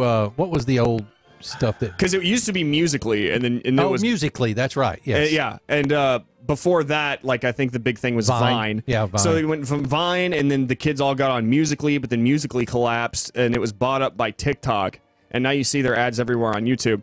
But TikTok, I've been actually looking at some of the stuff on TikTok, and I laugh my ass off. Isn't that mostly kids lip syncing to words? No. Yes. What it is? Hit or miss. Oh, that's right. They never miss, huh? Wow, there's sound that goes along with them. Yes. I have never done it with the sound up. It's there's a few of them on there that you don't need the sound. You don't need the sound. Apparently, there's sound with them. That's a little freaky. But I it's really didn't know fun. It's a fun platform. I haven't tried to use it myself yet. I'm kind of old school. You know, I use the Reddits. And but yeah, no, it looks All fun. right. Well, we may. Look, you can get lost in Reddit. Just saying. And I like to browse the weird parts of Reddit because I'm sure There's I'm a sick. shocker. I'm But sick. you know, 4chan and 8chan, you get on the queue, stuff like that. Yeah. I mean, there's some pretty deep stuff out there. He doesn't know what 4chan is. I know. I heard. I don't. There's a lot of things I don't know. That's because he's 5,800 years old.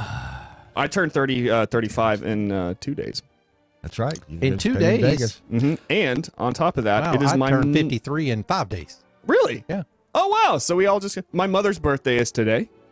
Happy birthday, Brandon's mama. Let's go to a funeral for Valentine's Day, shall we? Oh, I love that. By the way, today in 1920, the League of Nations recognized the perpetual neutrality of Switzerland. Mm-hmm. Yeah, That's a good thing. That's great. Switzerland is a smart country. I like Switzerland. They are they're like the best employee you could have, and there were several at the other place we often refer to because they come in, they do their job, they leave. Yeah. They don't get involved in drama. They don't, and that is Switzerland. They just sit there. Yeah. And They not do a watch thing. the world go by. It's like, don't F with us. Yep. We won't F with you. Here's some chocolate. Yep. Here are watches and Swiss coffee. and put all your money in our banks. Put all your money in our banks. And do you know all the roads into Switzerland are mined? Really? Yes, and bridges and roads. They're all mined. Why? So that they can isolate themselves if they need it. just in case. Every time when they need to be isolated, they just blow up all the roads into Switzerland, and That's amazing. yeah.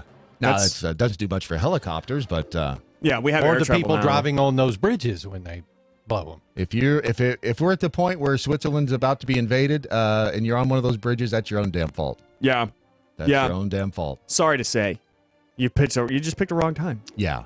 And this day in 1968, additional troops, this is at the other end of the spectrum, by the way, from Switzerland, additional troops were ordered to South Vietnam this day in 1968. So while they were being all nice and neutral, we were still trying to be the world's police, which we still are to this day. Mm-hmm. I still don't understand that. I I don't, don't either. understand it, but I know that it's expected because Why? we're considered a superpower and everybody wants our help. But That's yeah, the they want our problem. money and they bitch at us. But we can't take care of the people we have on Right. this And continent. how can they want our money when, let me look at the wall here again. Oh, yeah, we just topped $22 trillion. Yeah. We have no Good point. money. That's a great point. To quote Yeah. Strother Martin in Butch Cassidy and the Sundance Kid, we have no gold. They're not going to rob us going down the mountain. We have no money. And yet our government is wanting to spend a ton more of it. Basically, what they quoted $9 trillion. $9 trillion for the great, which by the way, don't believe the $9 trillion number. That's gonna be. Have you ever met a government program that started and ended with the price tag they gave it? No, of course never. No. Never have you ever. So they're gonna add trillions more dollars. That's at least their aim. Yeah. And it's only, this is how stupid our government is with our money. It's only something that we would undertake while huge pollute. And by the way, we don't pollute half as much as India or China. Of course not. And so it would be just us essentially into the wind. That's all it is when it comes to the environment. For those of you listening to the podcast, he just made an up and down motion with his right hand. Yeah. Didn't know you right-handed. Yes, I am. I'm there you go. Yeah. But, you would normally use it with lotion just so you can get the full effect of exactly what. Oh no, this is the government. Morse it's completely dry. Was saying. Yeah. By the way, debt per taxpayer is $179,805, and debt per citizen is $66,998, which are completely meaningless numbers because it's a meaningless number overall because it'll never get fixed. Yeah. I mean, other than that, they're doing a great job. But back to the original point, how are we giving any other countries money when we don't have any damn money to begin with? Yeah. I don't understand it. Don't understand either. Not even a little bit.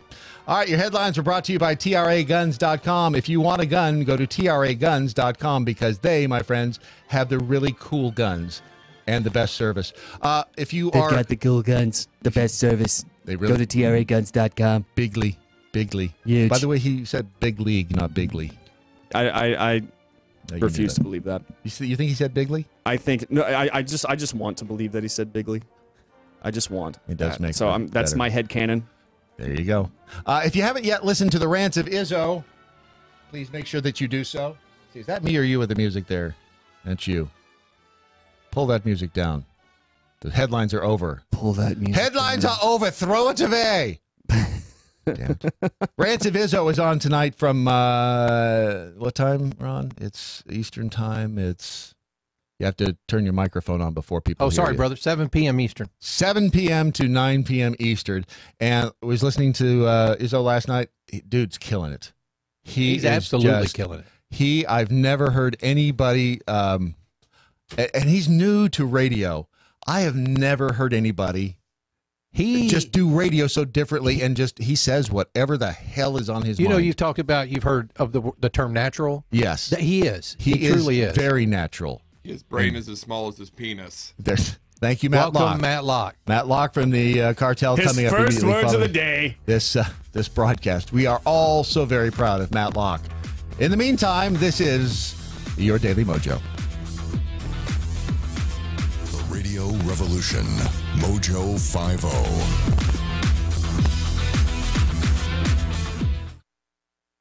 Hey. Do you find it odd that a Democrat who is black and running for president needs to defend why she married a white man? Let me explain. On Monday, Democratic Senator Kamala Harris found herself in the unenviable position of having to explain to black Americans why she had the audacity to marry a white man when she's black.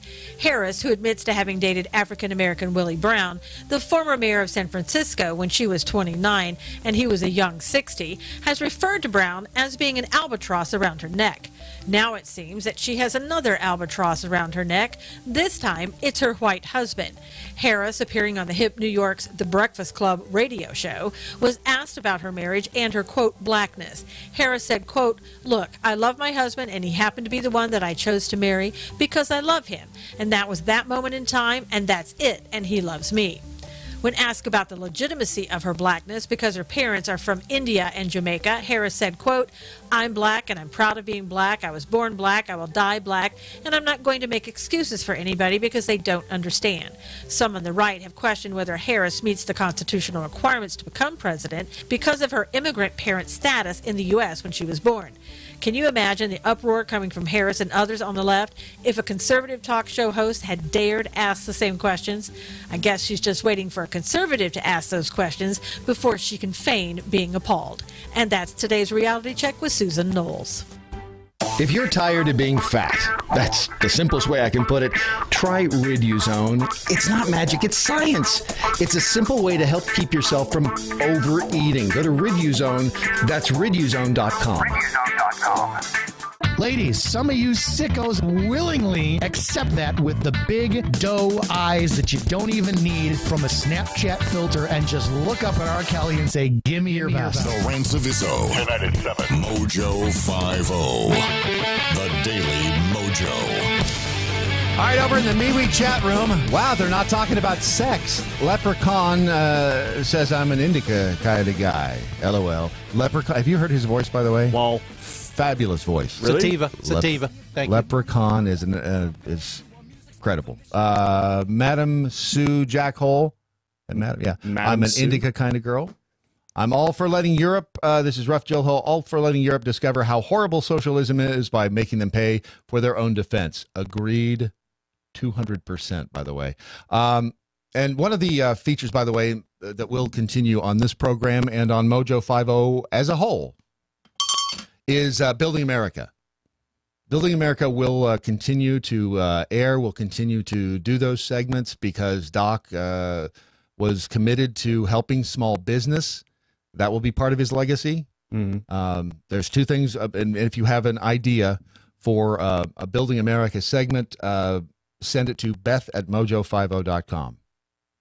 Beth@mojo50.com.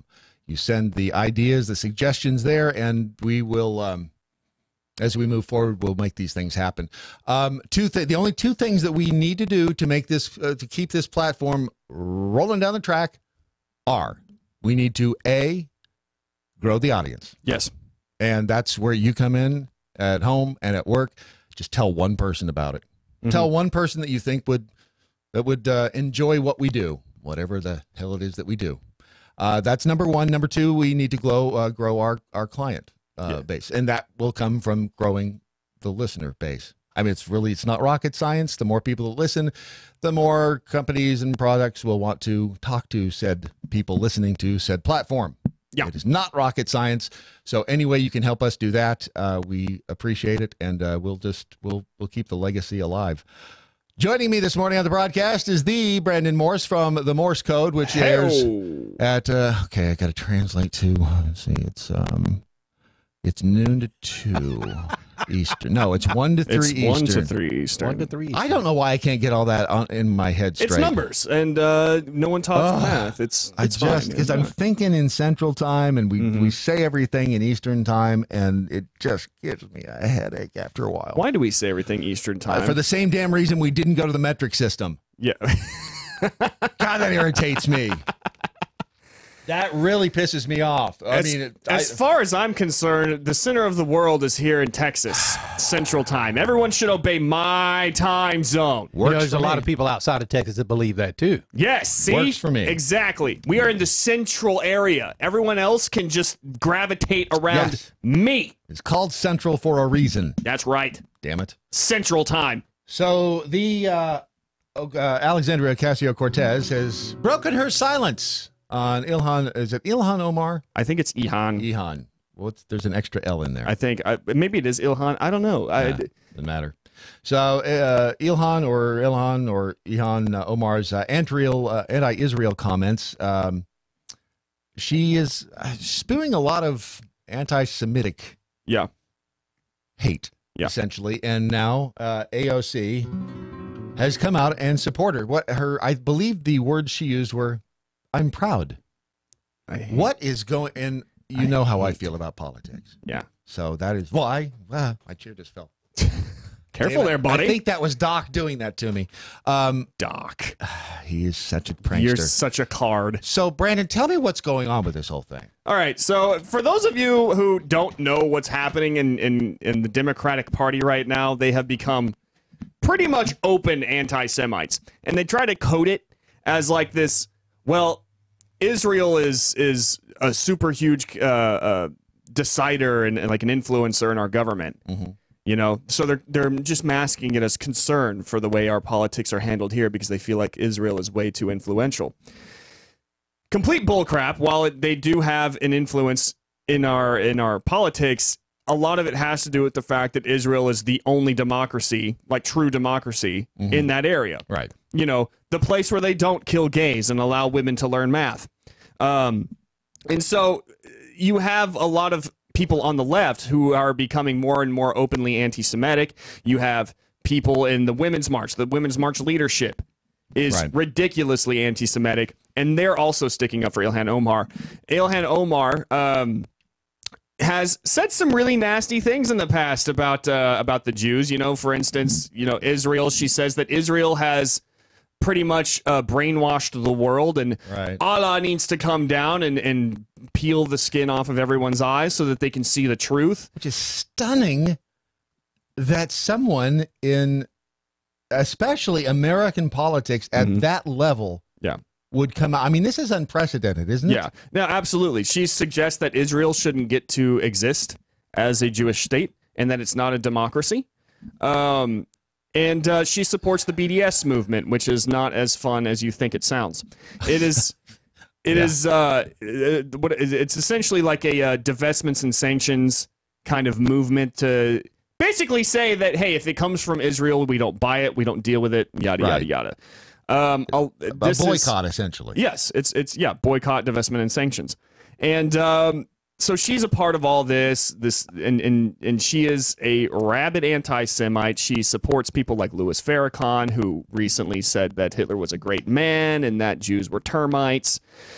And now you have many on the left, including Alexandria Ocasio-Cortez, guitar strum, saying she's proud of what she's saying. How afraid do we need to be of this trend?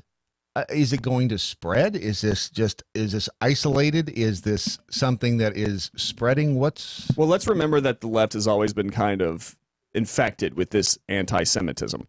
You'll remember that not long ago, and when I say not long ago, I mean like I think about 5 or 6 years ago, Code Pink went down to the Gaza Strip, you know, where they were cruising down the river, and their whole entire purpose was to intentionally provoke the Israelis into attacking their little flotilla that they had going down the river, so that they could say, look at how cruel the Israelis are. And the whole entire point of that was to basically turn the world against Israel. Didn't work for no other reason than the fact that they sympathize more with the terrorists in that area than they do with the people actually supporting democracy. Because you remember that one of Israel's main enemies and one of its primary neighbors is Hamas. Hamas, who is a terrorist organization who makes it a point to kill children. They send people into Israeli territory to ritualistically murder families. This is not a joke. And they have a bad side, too. From what I understand, they are also kind of rude. They leave horrible tips at restaurants. But, like this is, they pay their people for killing Jews. And they give them essentially like high government positions based on how many that you end up killing. And so this is what Israel is fighting against, but they say that people like Hamas are the victims here in this situation. The Democrats say things like this because Israel are occupiers. Now, you'll recall that Alexandria Ocasio-Cortez doesn't know a damn thing about what's happening in the Middle East. She said she's not an expert. She admitted this on camera after calling Israel the Jews occupying Palestine. But she has a nice post-it wall. You're missing the point. Oh, yes, that's true. My apologies. But this is this is just kind of the anti-Semitism that has taken over the left, and now it's become more pronounced. It's actually, they're proud of it now. They're announcing it because the radicalism is slowly taking over the Democratic Party. Well, and a lot of people's crazy. They're thinking, oh, it's cool that I come out with this now. I can talk freely. Cool. Down with the Jews. Here's part of her statement. This according to Alexandria Ocasio-Cortez. She says, unlike this president, Representative Ilhan, Minnesota, demonstrated a capacity to acknowledge pain and apologize, use the opportunity to learn about history of anti-Semitism and grow from it, while clarifying her stance. I'm also inspired by Jewish leadership who brought her in, not push her out to heal. And she said this yesterday. And apparently, the other representative, Ilhan, is also facing backlash from Nancy Pelosi. Yeah. which when you start getting Pelosi against you in your own party, there's some issues going on. And I noticed that Nancy Pelosi has been taking a stance against the freshman Democrat women.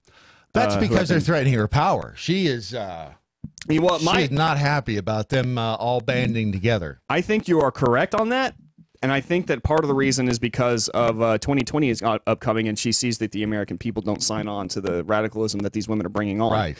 And so she's wanting to marshal the Democrats to make sure that everyone's on board and, you know, everyone's obeying the rules and getting in line.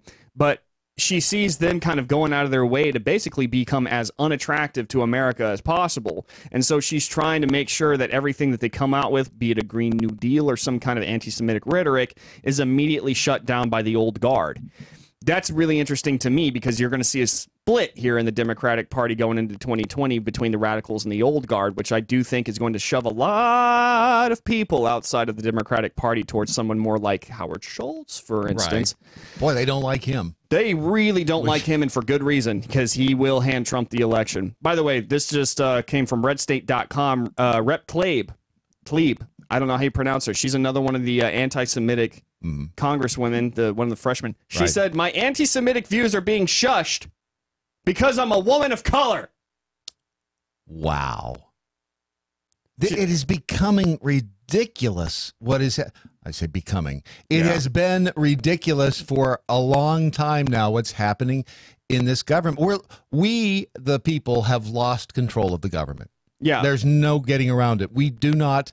I mean, how do we control it at this point? It is they're $22 trillion in debt. They are passing legislation. I mean, even the president passing the bump stock ban. Yeah, that's still, signing that into law. By the way, and I want to remind everyone, because this is very inconvenient to hear, President Trump has done more to pass laws against guns than Barack Obama. Well, I will say this, though, with the executive order against the bump stocks, the one thing that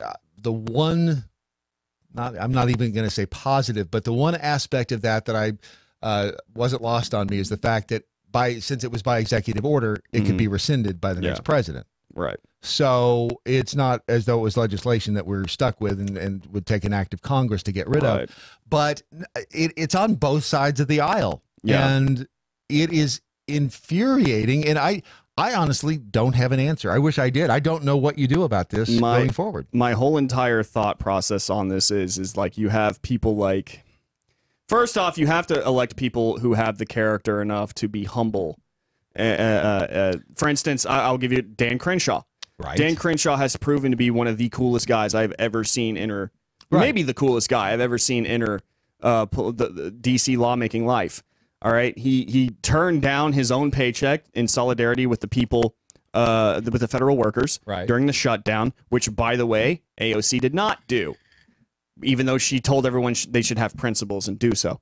The other thing is, aside from people electing people with character and principles, I think that we need to start instituting term limits. Yeah, but they're never going to vote themselves term limits, and that's the problem.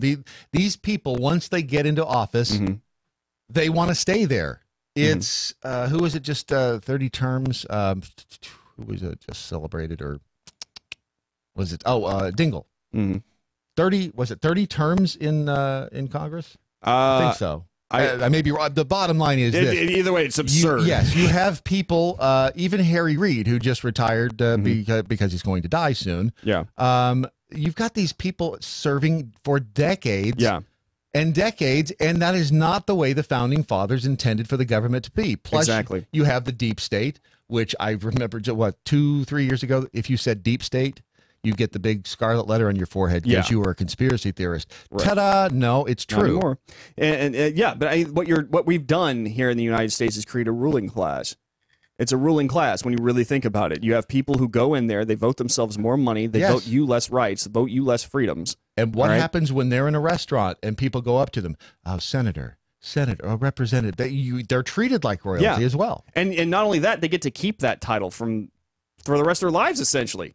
You know, they still call they still call Bush, like, you know, the president, Obama, the president, you know. Right. They might add former, but I mean, like, you get to keep those titles throughout your entire life. It is, to me, a House of Lords.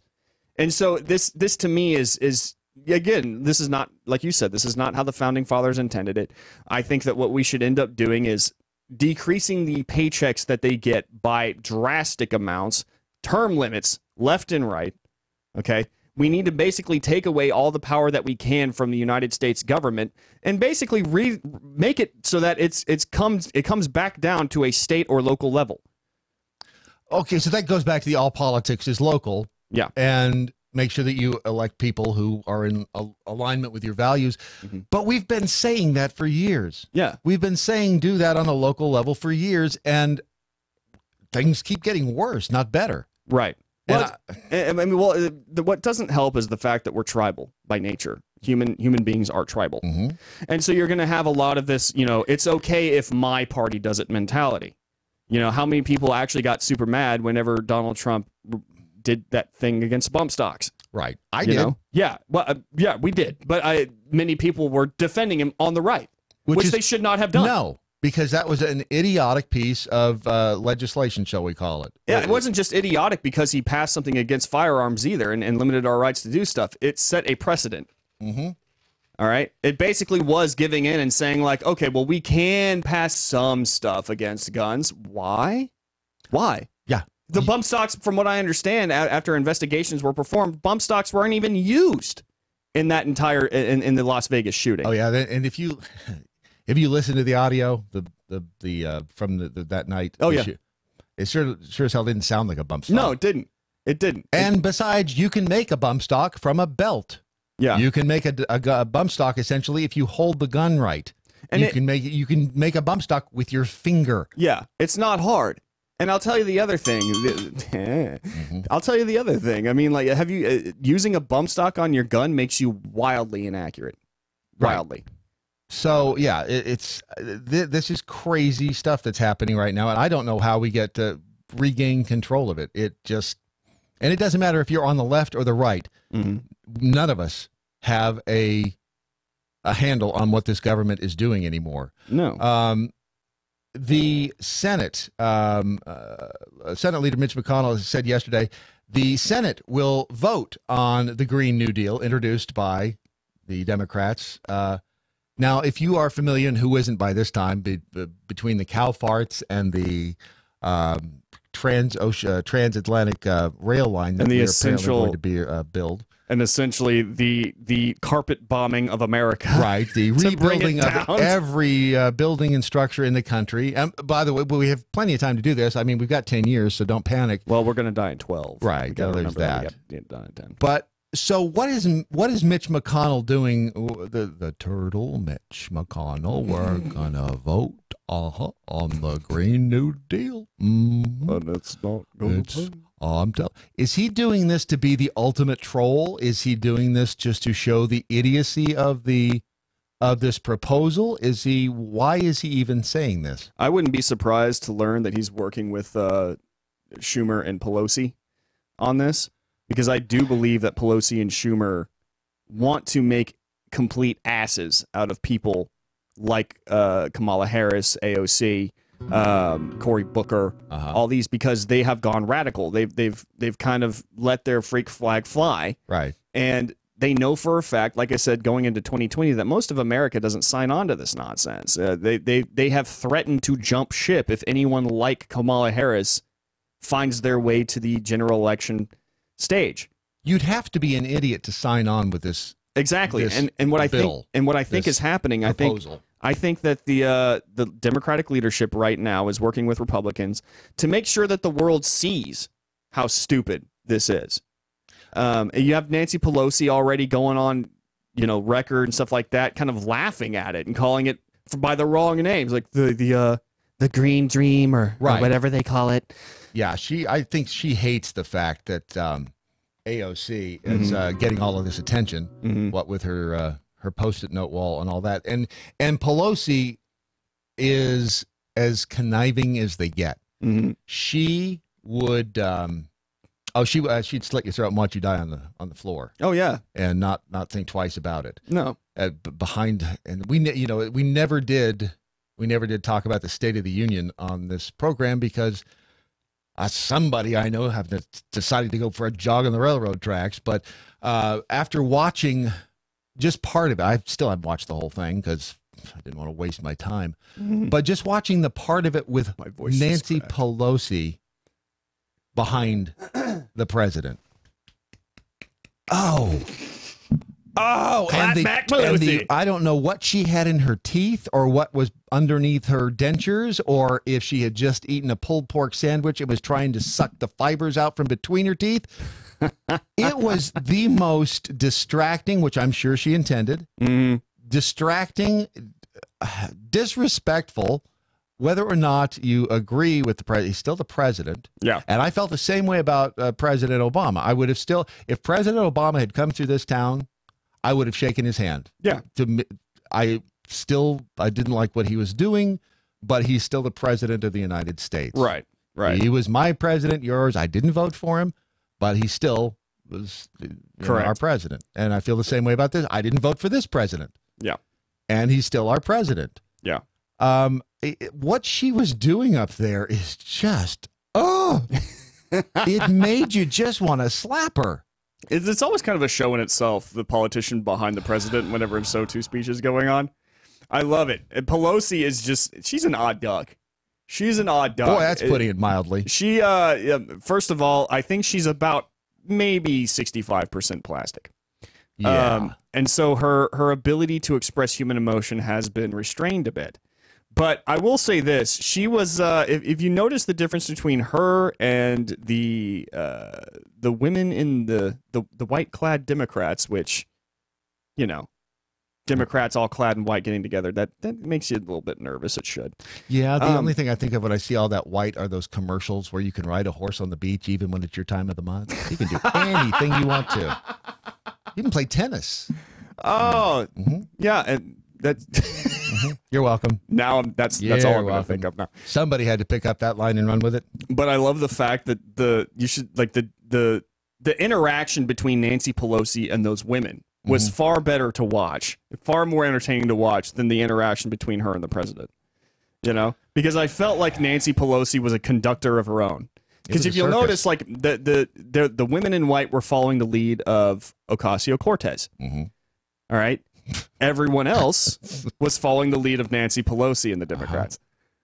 That was interesting to watch for me. That was, you want to talk about right then and there. That was the state of the Democrats happening during the State of the Union.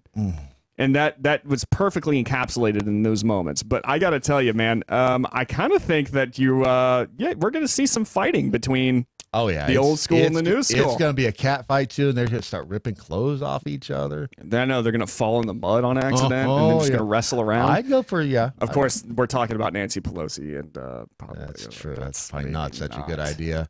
I'd still watch. Yeah, because pretty much it's a female, and when females do anything like that, males go, I want to see. I want to see what they're doing. Even if it's not that, we still want to see. Attack effing Yuki over on the Twitter. Nancy Pelosi was playing with her mouth because she was trying to figure out why half of her tongue was numb. It's absolutely possible. Raider 3, science has shown us that continents drift, so how will a transcontinental railroad work? That's a good point. Yeah, because even once they build it, I mean, those pillars up, here's what they do. They put the pillars that are going to float on the Atlantic. You have to put those, they will float. You make the track out of rubber. Oh, yeah. That's the simplest way, because just contracts and that way it doesn't matter which direction the continents move. You can the track will always flex with it, and and if you make the train out of rubber, it's not going to hurt as much if it hits you. Yeah. Oh, you know what? I have a better idea. Huh? Why don't we make a train that doesn't use tracks at all? It flies. Essentially, it's a flying train. That is crazy talk. It uses the air currents. That's crazy talk. We'll attach like foils on the end, like wings or something. Wow. Next, you're going to suggest we go to the moon. Shoot it. That's insanity. That sounds like a great idea too. That is insanity, and I'm ashamed of you for even suggesting something that crazy. I apologize, guys. That was way out of line for me. What's not crazy is being tomorrow Valentine's Day, somebody who has a really good head on their shoulders has created a $57 button that silently lets your partner know that you want sex. Oh. Yeah, it's on Kickstarter. Love Sync is a device that lets you, with a push of a button, silently and anonymously indicate to your partner that you're in the mood for a little loving. Little love. It's little Barry White. Anonymously. Baby, I'm going to push your button. Silently, I get. Anonymously, I'm not too sure of. The fundraising campaign launched on Monday on Kickstarter.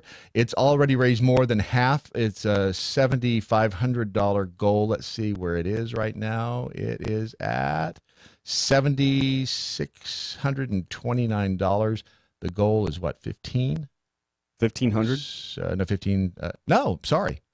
The goal is 7,500, and they've already reached $7,269. Babe, we need to raise 7,269, 7,500, so we can 6,900. Wow! A fundraiser. The people on social media are roasting the button for its purpose of summoning your partner and intend to replace audible consent for sex. See, now that's what happens. There's always some buzzkill dickhead out there that wants to take a good idea like this and stomp on it. Yep. What is wrong with these people? So apparently it's like the Amazon miniature buttons that allow you to, what are they called? Dash buttons. So if you, with Amazon, if you get your laundry detergent sent to you from Amazon, you put a little button that they can send you right next to the washing machine, and you're, oh man, I've got like 2 servings left of soap. Bing. You hit that, it sends the Alexa the note, and she sends and the next day or the day after, you get your new soap in the mail. That's okay. So now I don't know if you're going to get sex in the mail. I guess you could. I mean, there's mail order brides.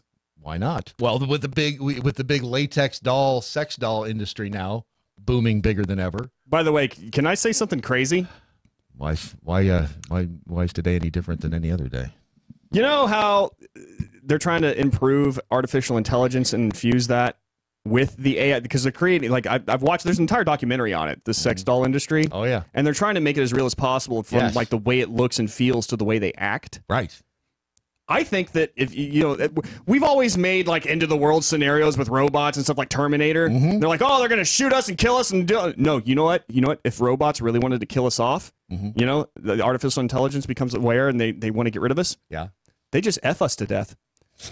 No, think about it. We don't mate anymore. Right. They fulfill every one of our fantasies, and we just slowly die off. That's what's happening. No destruction in Japan. That's what's happening. Yep, it is. That's true. The sexodus, man. They are having a problem in Japan with the population because more people are interested in having sex with an inanimate object than they are with a human being. Yeah. Which I will not argue has its advantages. I mean, I know whatever that is on TV right now is really bizarre. It's a human washing machine. We'll get to that later. The people that have, when you have sex with a silicone rubber doll, I get it, because you're not listening to the blah, blah, blah, blah, blah, you're doing it wrong. I get that. But at some point, you do have to, if you want to carry on the human species, you do actually have to have physical contact with another human. Yeah. And if we don't start doing that, we're having a real problem. Speaking of problems, if you're having a problem with your tummy and you don't even know about it, lovemytummy.com. Remember, gut health is important, and the more we know, the more we are discovering that the bacteria in your gut can affect everything from depression to cancer to, I mean, who knows what untold troubles lie in the gut deep inside you. Go to lovemytummy.com and you'll find out how Autron Teal can help you make sure that you lead a long, hopefully, and more productive life. Lovemytummy.com. That is where you start. This, my friends, is Doc Thompson's Daily Mojo.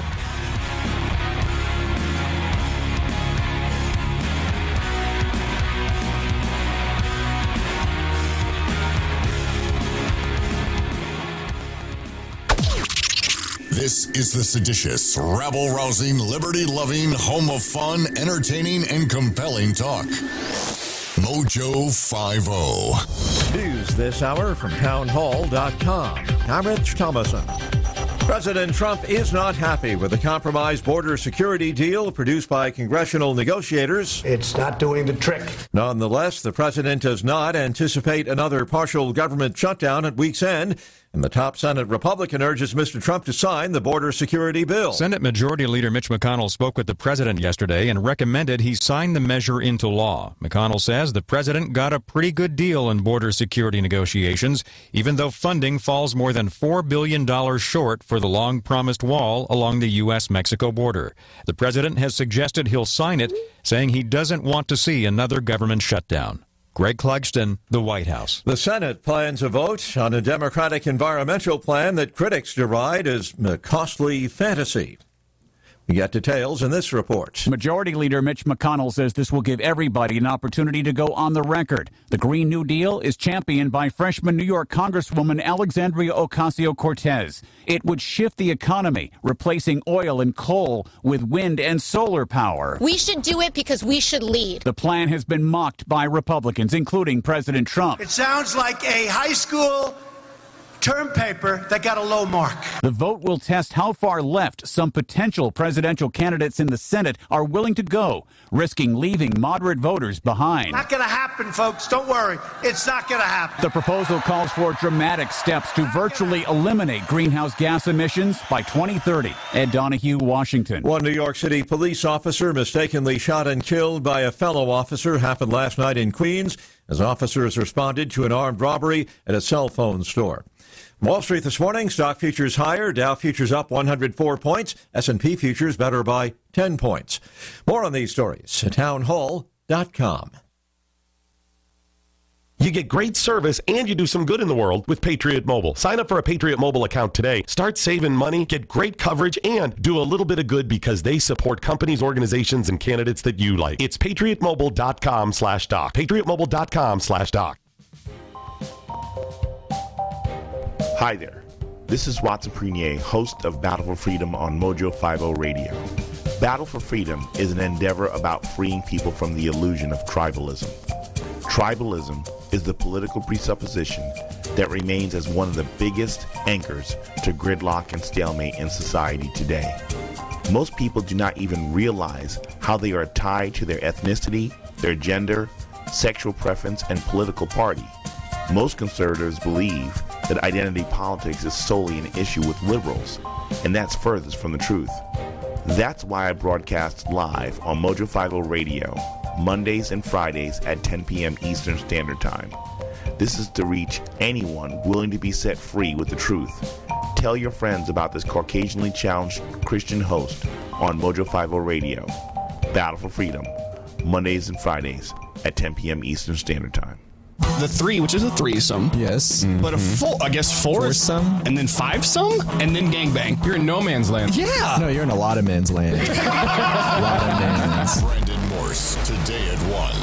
MoJo 50. Never Forgotten Apparel is more than just a premium women's and men's clothing line. It's a movement to remind us to wear American made and serve those who serve us, our heroes. Never Forgotten Apparel gives 20% of their total sales to nonprofits that support homeless veterans and off-duty firefighters, and 50% to individual veterans and firefighters in need nationwide. Check out neverforgottenapparel.com, use promo code DOC, and get 15% off your purchase. That's neverforgottenapparel.com.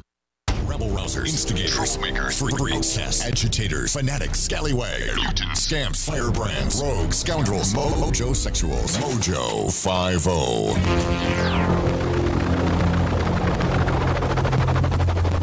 The mothership has landed. So why does my wife need a button to know when I want nookie? She knows that as long as I'm alive, I'm down for it. That according to Crusader Vol over on the Twitter.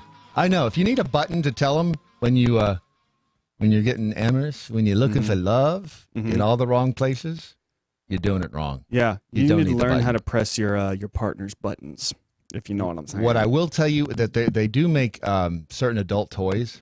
Yeah. That may move, vibrate. Let's say. I mean, if you had, I'm trying to be move from side to what, side. If you have very kids in the quickly. room, you're doing it wrong. They make them that have a remote control on them. Yeah, I've seen that actually. They make. See, I'm exposing myself here. There have been like it's challenge videos revolving around these things. What? I missed that too? Yes. Damn it. apparently, like they go out into public places like a cafe or something like that, and they've got them. They've got the toys secreted away, if you will, or their type of underwear or something like that, and your partner can control it through a device or their phone. It's an app on their phone. Right. And they have to withstand the barrage of pleasure while they are out in public. That, my friend, sounds like fun. That sounds like a lot of fun. And you mentioned Reddit a little while ago. Yeah. And try something a little new called Vape Break.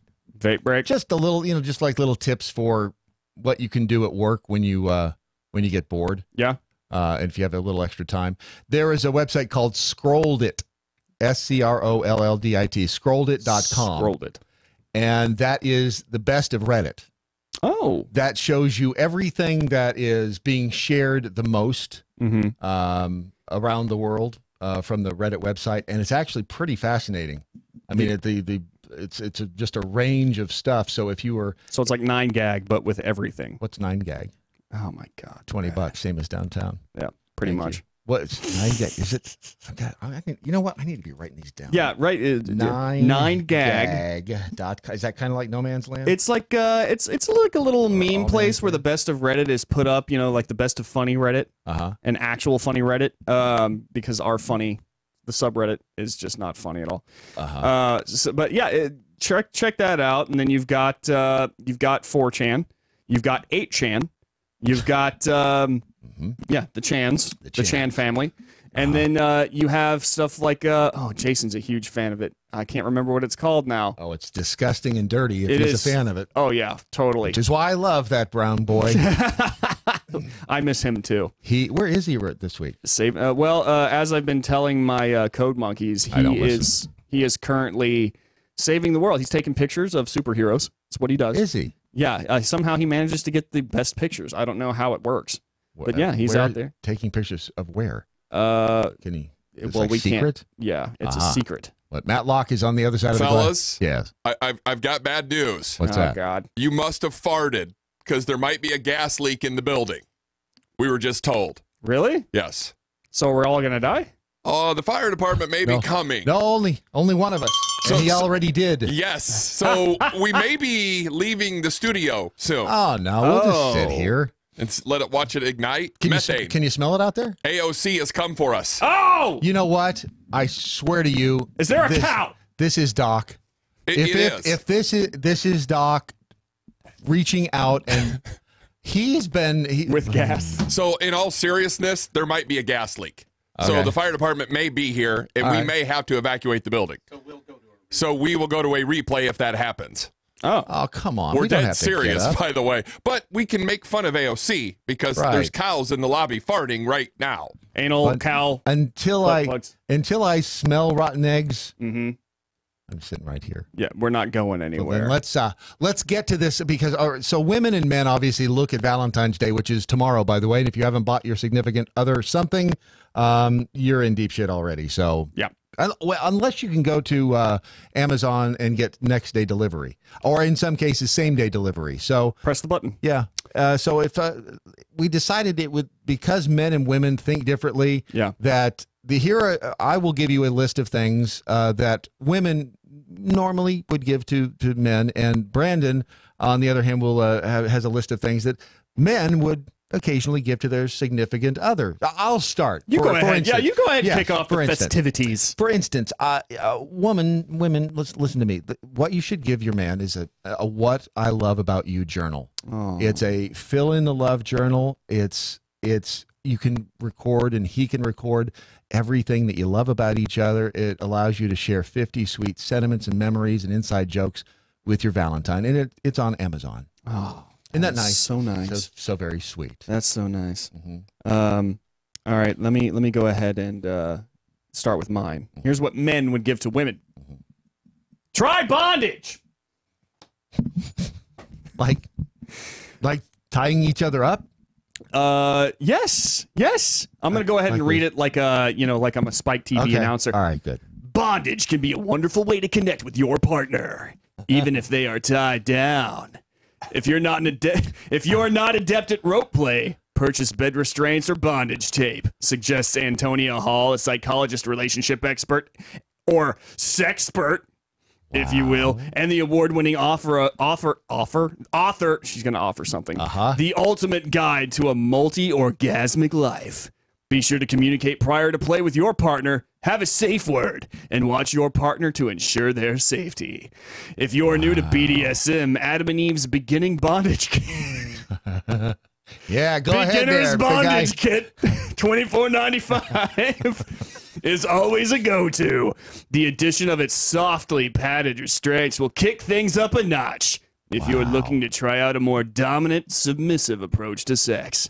Not to mention, it comes with a blindfold to intensify all those surprising sensations. How much is that? $24.95. Oh, well, the journal's cheaper. It's only $7.35. Oh, so we're going with the journal then. Okay, that's fine. I think so. Second on the list, ladies, for your man, or for your woman for that matter. It doesn't matter. We don't judge. An initial heart bar necklace. Any gift with a personal touch is a sure winner. Not only is it personalized with her or his initial, but this rose gold initial necklace is also budget friendly. It's only $9.99. Oh, wow. And it's available at Amazon. That's so nice. It's a very fashionable gift. That is fashionable. Very pretty. You know what? if I got that, I would feel warm inside. I think you should. All right. From the men's side, be flexible. The best sex positions have the dominant partner on top. If you're trying to be a little more ferocious, be the one to take the initiative. Take control of and pace between slow and faster rhythms. They're talking about drumming, of course. Of course to they make are. your partner ache for more. Lie on your partner in mission to remind them who's boss. Or take them from behind, which is a great position for some spankings and... Oh, this is getting graphic. This is getting so graphic. Just, just lightly clean it up. Or sensitive vaginal play. Okay. Yeah. How much is that? That doesn't cost anything. That costs nothing. That's crap. free, You win Brad. this one. This is $9.99 over here. So, yeah, you win that one. Yep. Sorry. All right. Sorry. Third on the list here, if you'd like to be nice, the Golden Girls wine glass. Oh, well, who doesn't want that for Valentine's Whether Day? she's more of a Rose, a Blanche, a Dorothy, or a Sophia, one thing's for sure, she's your golden girl. Oh. Pair it with a bottle of Pinot and schedule your next girls' night stat. And it says on the glass, nice. Live like Rose, dress like Blanche, think like Dorothy, and speak like Sophia. Of course. And it's only $15.95 at Amazon. Oh, I can't. You know what? There have been times when I just was thinking, you're my golden girl. You're my old single woman living with other women. If you are telling your sweetheart that she's your golden girl, you're doing it wrong. Oh, well, just saying. I will say this, though, man. The ladies love the Golden Girls. I have talked to more than one girl in my time. Trust me, I talk to girls. And do they talk back? No, typically. No, see, that's the problem. But I have, when I was spying on them from around the corner or like hiding under a desk or, in a closet somewhere, I've overheard them talk about how they love Golden Girls, man. I don't know what it is. I'm not really sure either. But they just, that show just like, that makes them happy for some reason. So, cool, man. For $16, you can do it. Cool. What's next on your list? Oh, what's next on my list? I'll tell you. Feel the heat. Spoken like a true man. Pick up some massage candles that are made of soy wax because soy is just amazing for men. Wait, a candle? A soy wax. Okay. Because other kinds of wax, I guess, would be cruel. I don't know. Wow. With their melt temperature, With their melt temperature lower than conventional wax candles, they'll keep a strong glow going even in the darkest bedrooms. Plus, the longer lasting flame gives you a chance to use that candle wax for a much sexier purpose. You can do the kinky pour hot wax on your boo thing much more safely. On your what? On your boo. On your boo thing. Much more safely than voila. It becomes warm massage oil. Sensual and sexual exploration may proceed. What? Need a suggestion? Try the flickering touch massage candle, which is only $24.50 at Lilo.com. Wait, that's That's $24.50. $24.50. I win this Lilo. one. Yep, you do. I win. This is only $15.95. But by the way, we've tweeted both lists out. I just did. So if you are looking to get in on this thing. By the way, I have a funny story about. Well, it's not so much funny as it is painful. Years and years ago, I had a significant other, and we had a candle. And I'll just leave it to the imagination as to what was done with said candle. Yeah. But the next day, I got a card from said significant other, which said on the front, had a picture of a factory. Yeah. And the name of the factory was Fred's Pipe and Tool Works. And you open up the card, and it said, "Hope yours does too." To this day, I wish I had kept that card. Damn it. But I don't, sadly. That's a great card. Isn't that a great card? Now, I would still have that thing in a frame today if it hadn't been for an ex-wife. Brad, what's next up on your list? My this number 4 is the Paw Patrol Valentine's Day coloring book. This is the only thing kids love more than coloring books and stickers. This is the Paw Patrol. This makes this festive book totally kid approved, which is a little creepy, but if you'd like to give this to your significant other, it's only $4.76 on Amazon. I suppose this is one of those because women do often give Valentine's presents to their kids. Yeah. So $4.76. I would get stuff from my mom from time to time for Valentine's. And that's Day. very It was really sweet. That's very sweet. Yeah. Hallmark has done a fabulous job of marketing this holiday. So They really have. That's my entry at number 4. Number 4? Number 4 on Brandon's list, which is from the men. I'm gonna go ahead and tell you. We have let's see. Next up is try a new toy. Who says you can't treat yourself on Valentine's Day? Treat yourself. Wow! So this is a gift from yourself to yourself. From yourself to yourself. Nice. Spice up your sex life with a brand new shiny toy that'll hit satisfy all your needs. I think the person needs to. Either way. While you can give it to your partner to use on you, there's certainly nothing wrong with playing by yourself. The Rev 1000, which is actually the name of the rev it up! Gas up the spreader. We're going in. Does that run on unleaded? Now, you got to put at least 93 octane in it, or it starts to stall out at high revs. But you just and you got to pull up in the trailer, load it on the trailer, pull up next to the gas station pump. Yeah. Okay. High octane. Yeah. Wow. The Rev 1000. I'm going to click on this because I actually want to see what it is. Okay. By the way, if you want to know what the Rev 1000 costs, $99.99 at touchofmodern.com. Oh, Touch of Modern. That site has some. That's kind of an aggregator site, I think. Or an aggregate. They're like what's the other one? Brookstone.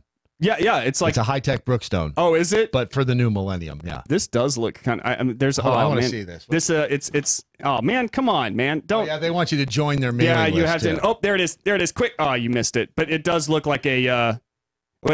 Maybe I can just look it up. Rev 1000.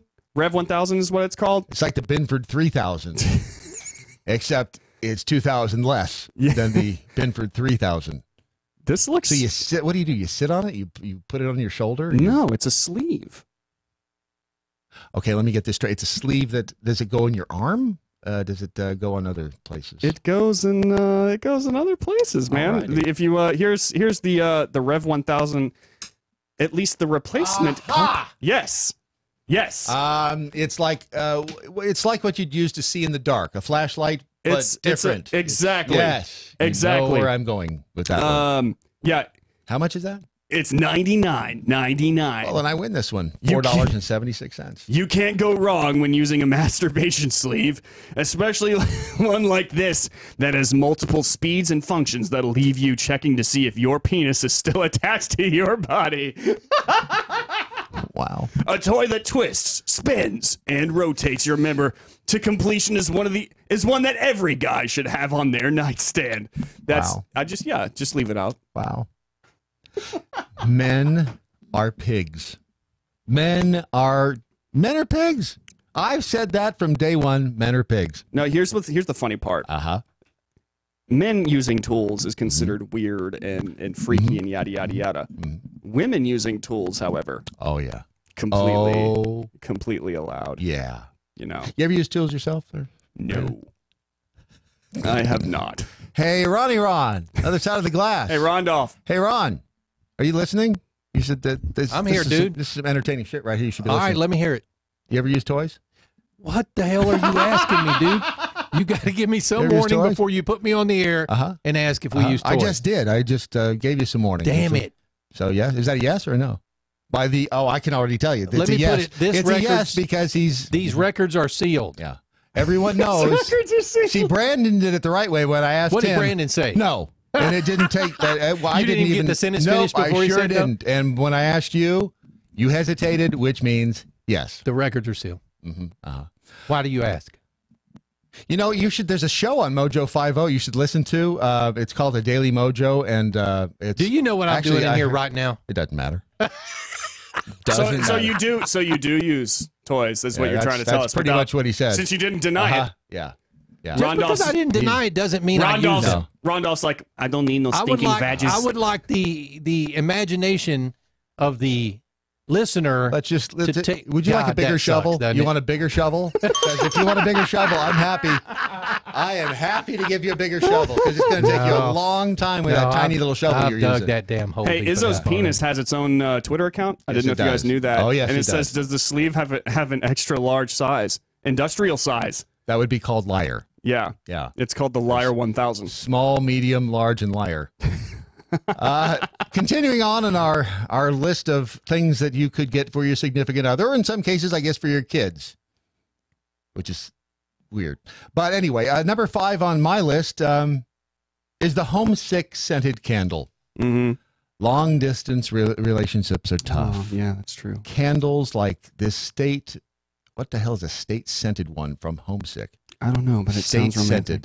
Sounds romantic. Will make your Valentine feel closer to home and, more importantly, to you. Oh. And it's only $30 on Amazon.com. That is so nice. Isn't that sweet? That's a very nice way to show the one you love that you love them and you wish that they were closer. And then, who doesn't? All right. Exactly. I mean, we're all about the love. We are all about the love. 50. And the sweet, tender, heartfelt love. Absolutely. Love it. What's next on your list? What's next on my list? Yeah. Let me go ahead and tell you. As soon as...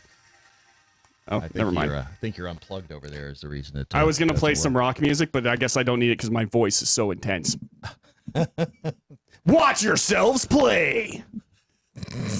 Even if setting up a camera before sex isn't exactly your thing, sometimes catching a glimpse of yourself in the mirror during sex can still be incredibly exciting. Now, just imagine having a mirror only for play. Oh, y'all. Sure, that 80s era sliding mirror closet door will do the trick. But if you want to get fancy, the Luvvu mirror, Luvvu mirror, is the world's first and only detachable round ceiling mirror. Created with adjustable angles for lovers to enjoy an intimate reflection of their own enjoyment, courtesy of its shape. It provides an erotic visual experience for more intense pleasure and gives viewers the choice of clear or red reflection. Well, I don't know why, but whatever. It's a mirror that gives you a red reflection? It comes in clear or red, yes. Yes, Brad. Red, the color of intensity. And also blood. I don't know why you would want the color of blood while you were doing the deed, doing the no pants dance. The height and the angle of the Luvvu mirror are also adjustable for a range of viewing options. Yeah, there's some sex music. It's a little softer than what you were looking. It's a bit of a a bit of a splurge. There you go. At $376. Holy crap! $376. But making your Valentine's Day even sexier could be worth it. Wow. 300 and okay, so I won that one at $30 for the homesick scented candle. Did you win though, Brad? Because dude, this has you can look at yourself have sex in red. Just saying. That's a good point. Just saying. Dan Maynard on Facebook, by the way. So remember, guys, things appear bigger in the mirror.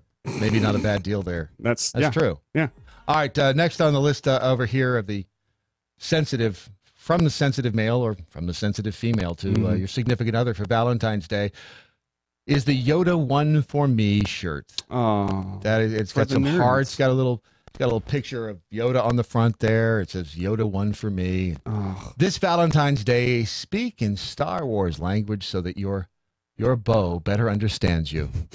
After exchanging gifts, we imagine the conversation will go a little something like this. I love you. I know. By the way, that's my favorite line from Star Wars. Yeah, that's the best line. I love you. I know. It's so they originally were going to have him say it back, but then they were like, Han Solo doesn't say that. Yeah, no. I know. It's brilliant. Yes. The shirt is $22.99 from Amazon.com.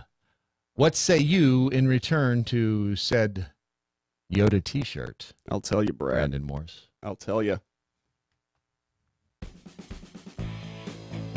That's better. Bring out the animal in you. Who would have thought that wrapping it up would be a good way to explore your wild side? Even if you're not someone who is in love with the idea of wearing a condom, there's a way to be a ferocious animal in the bedroom while still playing it safe. Animal-themed rubbers. Wait, what? Animal-themed rubbers? Animal-themed rubbers. Each set with a different additive to help you get the most of your lovemaking session. Was it like the giraffe and the elephant? Yeah, and the it's like animal crackers. Tiger bread. Tiger blood. Gotta have Tell tiger. me there's not a porcupine. Because, ouch. Wow. So what does it just There's a giraffe. Just saying. Does it just have the picture on it? Or is it, is it like, how, I'm picturing this. You can opt to be a bear, a cheetah, or there are other Rouse Condoms has developed. So it's Rouse Condoms has developed this. I'm gonna head there right now. Yes. Let's see here. Let's take a look at the bear. Okay, it's not showing me the condom. I'm just going to assume that they have like little patterns, like a Band-Aid, on there. And you put one on and you're like, hey, look, I'm a cheetah, And then she gets all turned on. I'm not sure I'd want to be the cheetah either, if you think about it, because who wants the cheetah? Yeah, exactly. On their side, you know what I'm saying? It's also worth mentioning that more than 75% of Rouse Condoms profits go towards men's health organization. That's nice. And there you have it. Wear a cheetah condom. Yeah. And solve prostate cancer. Have a little something, which, by the way, does not get enough.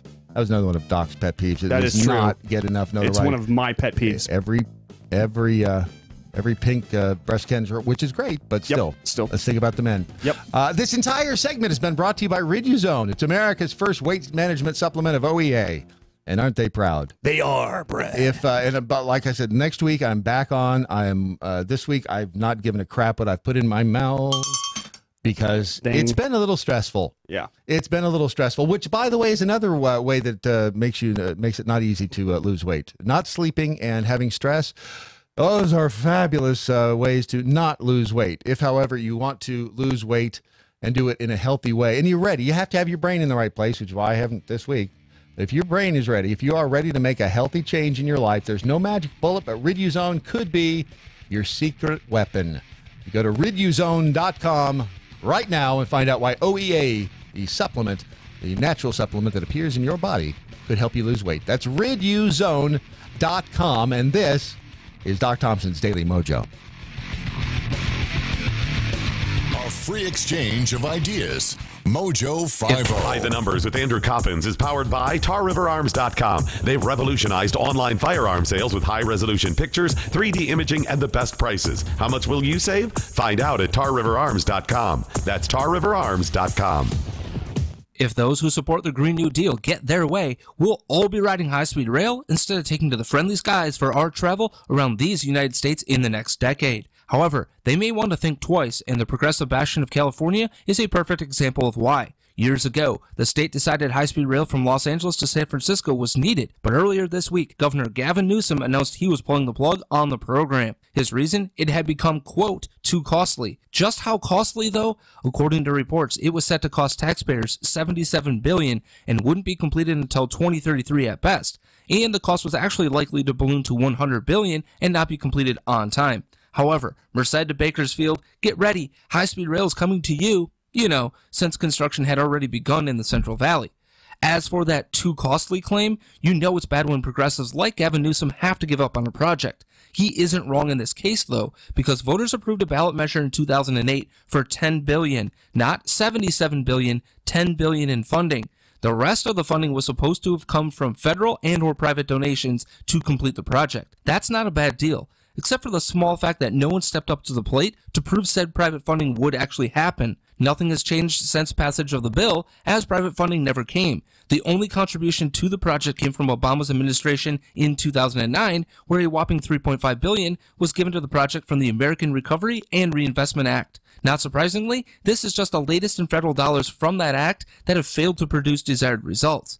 But the real question is if this is just a failure that leads to progress, or a cautionary tale that stops the boondoggle of the Green New Deal right in its tracks. This has been By the Numbers. I'm Andrew Coppins, and you can follow me on Twitter at The Coppins Show. The Daily Mojo. All right. Now I get it. Now I understand what they were talking about. Because when I walked into the building this morning, there was no one here, obviously, which made me sad. But anyway, I walked into the studio, and I thought, damn, there has been a skunk in here. I thought the same. It was, so it's not a gas leak. It's a skunk because they smell completely different. Yeah. And this was a skunk. We had at the other place a skunk get into the building. Mm-hmm. And it could be in the farthest corner of the building, and you will smell it in every corner. Yeah. Skunks are nasty. The funny part was that I thought I smelled skunk, and when I came in here the first time, I was kind of like, Brad? Yeah. But it was not Brad. I laid at the feet of Matt. Must be his feet. It is Matlock's feet. You haven't heard that joke, have you, by the way? No, I haven't, but I already know it needs its own Twitter account. Midget on the elevator. Midget. Okay, I'm missing. Fill in some pieces for me. It's Brad's anus. Yes. Oh, okay. That's it's his flatulence. No, but I tell you, there is the one gift that we did not get to. Where is it here? I'll just do it from memory. The chocolate butthole. I'm not kidding. You can have. That's on your list? No, it is not. It's a standalone. It is. Oh, where did that thing go? You can have essentially a model. There it is, right there. Mm-hmm. It is from the company called Dipley. Yeah. And here is a picture, and I will tweet out a link. Oh, for the love of all that's chocolate. As the name would suggest, Edible Anus specializes in making chocolates that realistically depict the human butthole. Shame on you, planet Earth. You know, if this isn't reason for lightning to strike all of us right where we stand, I don't know what is. Valentine's Day is approaching, as you know. Many lovers find themselves asking the same question. What do you get somebody who has everything? Mm-hmm. To which someone replied, hey, I know, pick me, pick me. Mm-hmm. Not flowers, not chocolate. They're good, but if there's a little creativity thrown in, this would be that.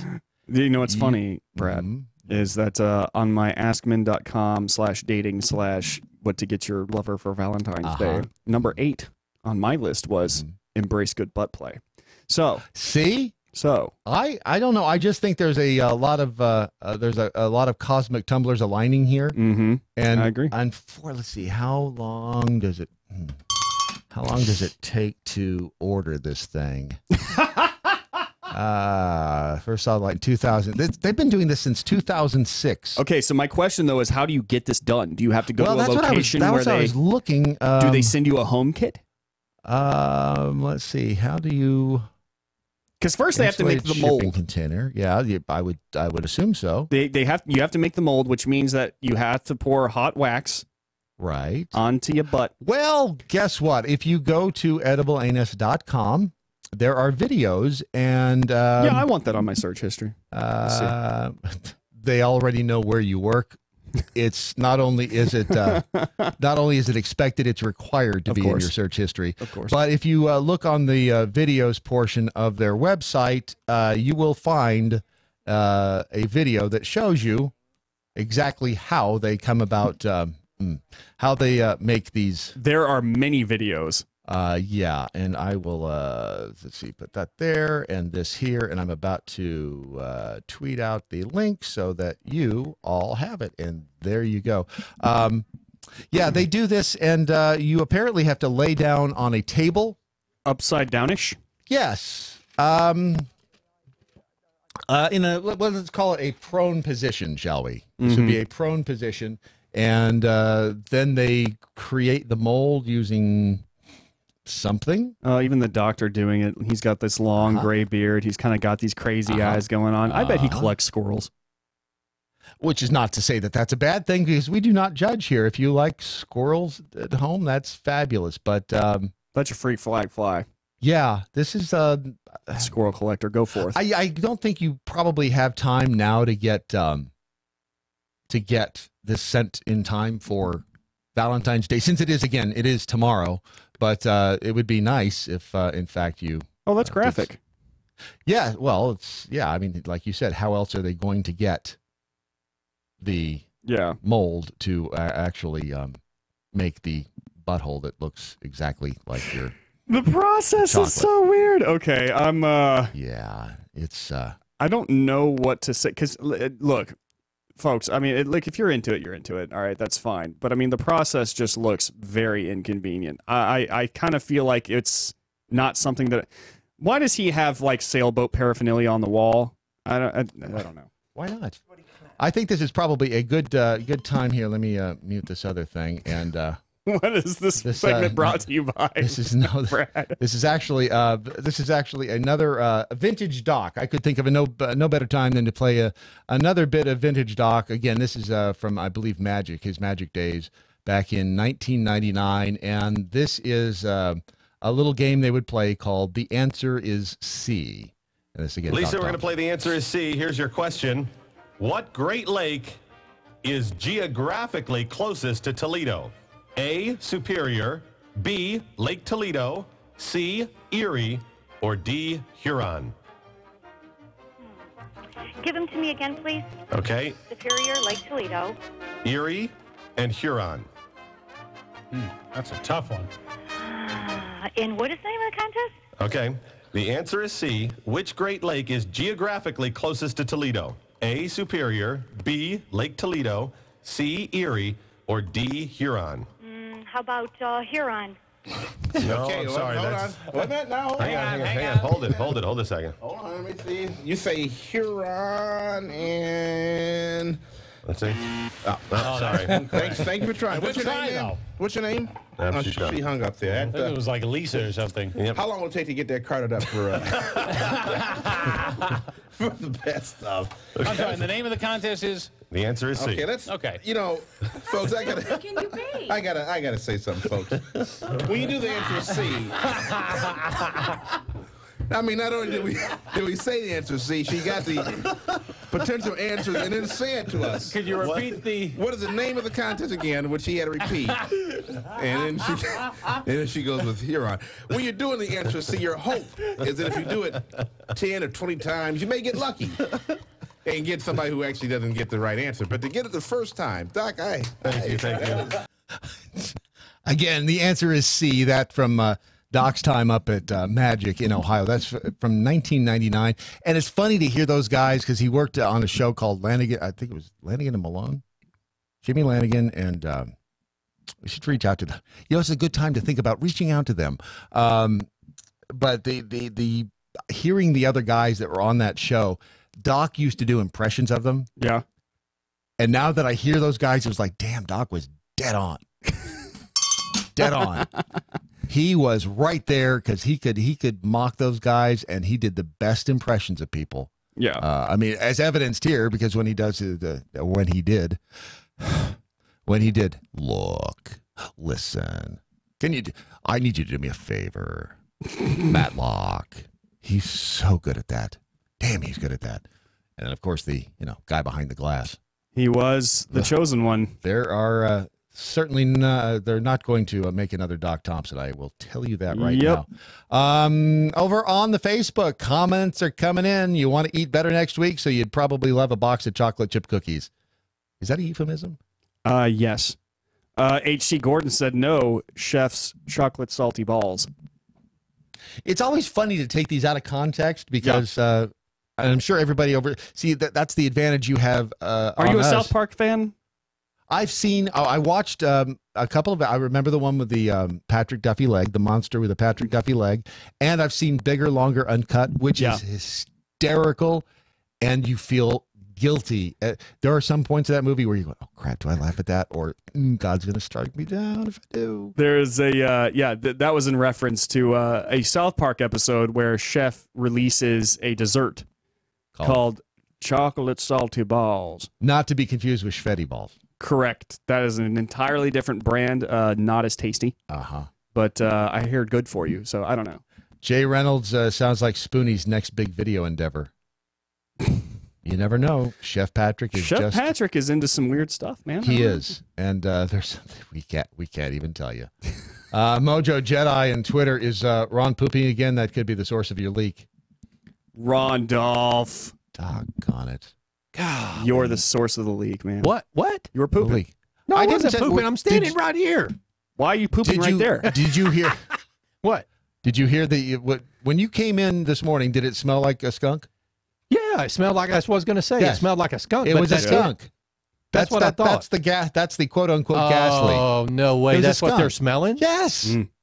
It's a. That's. I started to say natural gas smells like rotten eggs. Yes, and that's only because they put that in it. Right. Yeah. That's what she said. Yeah. No, I smelled the skunk coming in. Yeah, that's what I'm sure that's why. Oh, okay. Whoever called. Oh, so I'm sure. I think we may need a remedial class around the building as to what natural gas smells like. It does not smell like a skunk. It smells like rotten eggs. Yeah, it was definitely a skunk. A skunk smells like a skunk. You ever gotten into a skunk? No, my son kicked a dead one time on his way to school. Well, that was a stupid move. That was a bad move on his part. Great move on his part. It took us 2 days. We threw all his stuff away. The school said, "You're going to need to come get him." And he can stay home. And he can stay home. It'll be excused. You ever, when you're riding your motorcycle, do you ever gone by a skunk? Yep. That stays with you, brother. You think it's bad when you're riding in a car and you go past. You get that on you if you blow through a freaking cloud of skunk. Yes, and especially I've been when I was riding in Nashville. There were days when it was extremely warm. Yeah. Oh, yeah. And those are the days, man. You'd ride through a skunk cloud, and well, there are three things on a motorcycle that you just want to try to stay away from. Skunk being one, right? Yeah. Dairy farms, two. Yes. Because Lord help you. Because damn cow farts, and diesel trucks. Diesel trucks. Yes. Because they'll, especially if you're behind them. Back in Georgia, we used to live just down the road from a chicken farm. And man, not the one in Nevada. That's the Chicken Ranch. Sorry, it's totally different. That's the smell because every now and again they would have to open up the doors in order to air it out, and you would smell it for miles. And there is something that is just so nasty about chicken poop. Yes, there is. Ugh, that's because it's poop. Jack, good point. Yeah, some things you just you take for granted. Jack Hole, Angry Beaver. So my husband would rather have a journal than a BJ. Wow, I got him the wrong gift. Yep. Yeah, that's true. If you buy a journal, you're doing it wrong. Yeah, maybe it's not necessarily something that a man would want. It's very easy to please a man. It's very easy to please a man. And there's two things that'll please a guy, and that is one of them is a sandwich. Yes. That is true. The other one, you can fill in because there's only one other one it could be. So if it's not a sandwich, it's the other one. Quite literally, I mean, if you want to please a man, just walk around the house naked for like 5 seconds. Mm-hmm. Done. Yes, that pretty much does it. Jackal Angry Beaver again. Why is the Brandon Morse reading this like a creepy peeper? Why not? Because he could. That's why. I'm sorry, but if your entire think about it. You want to watch yourself in a red mirror? You're a creepy peeper. That's Yeah. Toby McAvoy. Hi, Toby. Hi, Toby. Have you met Toby? I have not. Toby. We had dinner with Doc, but I always call them the Tobys, in Vegas, and and Toby. Right about now, I'm guessing that you're thinking, boy, are you glad we all got together? Because Would have really sucked if we hadn't. Cheetah condom. Wonder why would anyone want to wear a symbol of quickness in that situation? Yep. Sometimes you have to indicate that you need to be quicker. You know, like you've got things to do. Maybe you have to be at work. You're just on lunch break. Right. You put on the condom. Immediately she knows what the deal is. Okay. And on with your lives. Right. Doc Thompson got run over by an Amtrak. Says, now for those lovers with premature ejaculation problems, we bring you the sloth condom. Every time I see sloth, I think of Zootopia. I know. That's all I can think of. Susie, would you like to hear a joke? No, don't tell her the joke. Don't tell her. I love that movie. Wow. The smile is the same when they finally reach completion. Yeah. There you go. Raider 3, pig farms are the worst. I believe that, actually. And Mojo Jedi, Bell deficient this morning. Again, I say, damn it, I've got enough to do in here. I'm working on it.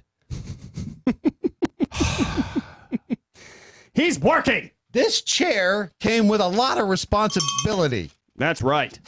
A lot of things to do. Yep, that's true. And I'm trying my best to do them. And you do it so well. Not yet, but I'm working on it. But it's been very good to have the Brandon Morse right here by my side, because I want to read something here. Uh-oh. I know. I'm just going just for a second. Okay. I didn't know you could read. I know, it's crazy. The price we pay for loving. I'm going to try to get through this. A week or so ago, we were visiting with friends who I had not seen since my mother's death in July. This is written by an author. This is actually published on the Huffington Post, believe it or not. I'd forgotten that I had not seen them, and so I was not prepared for their very kind words when they first saw me and hugged me. So I thanked them for their words and then went back to the car and cried.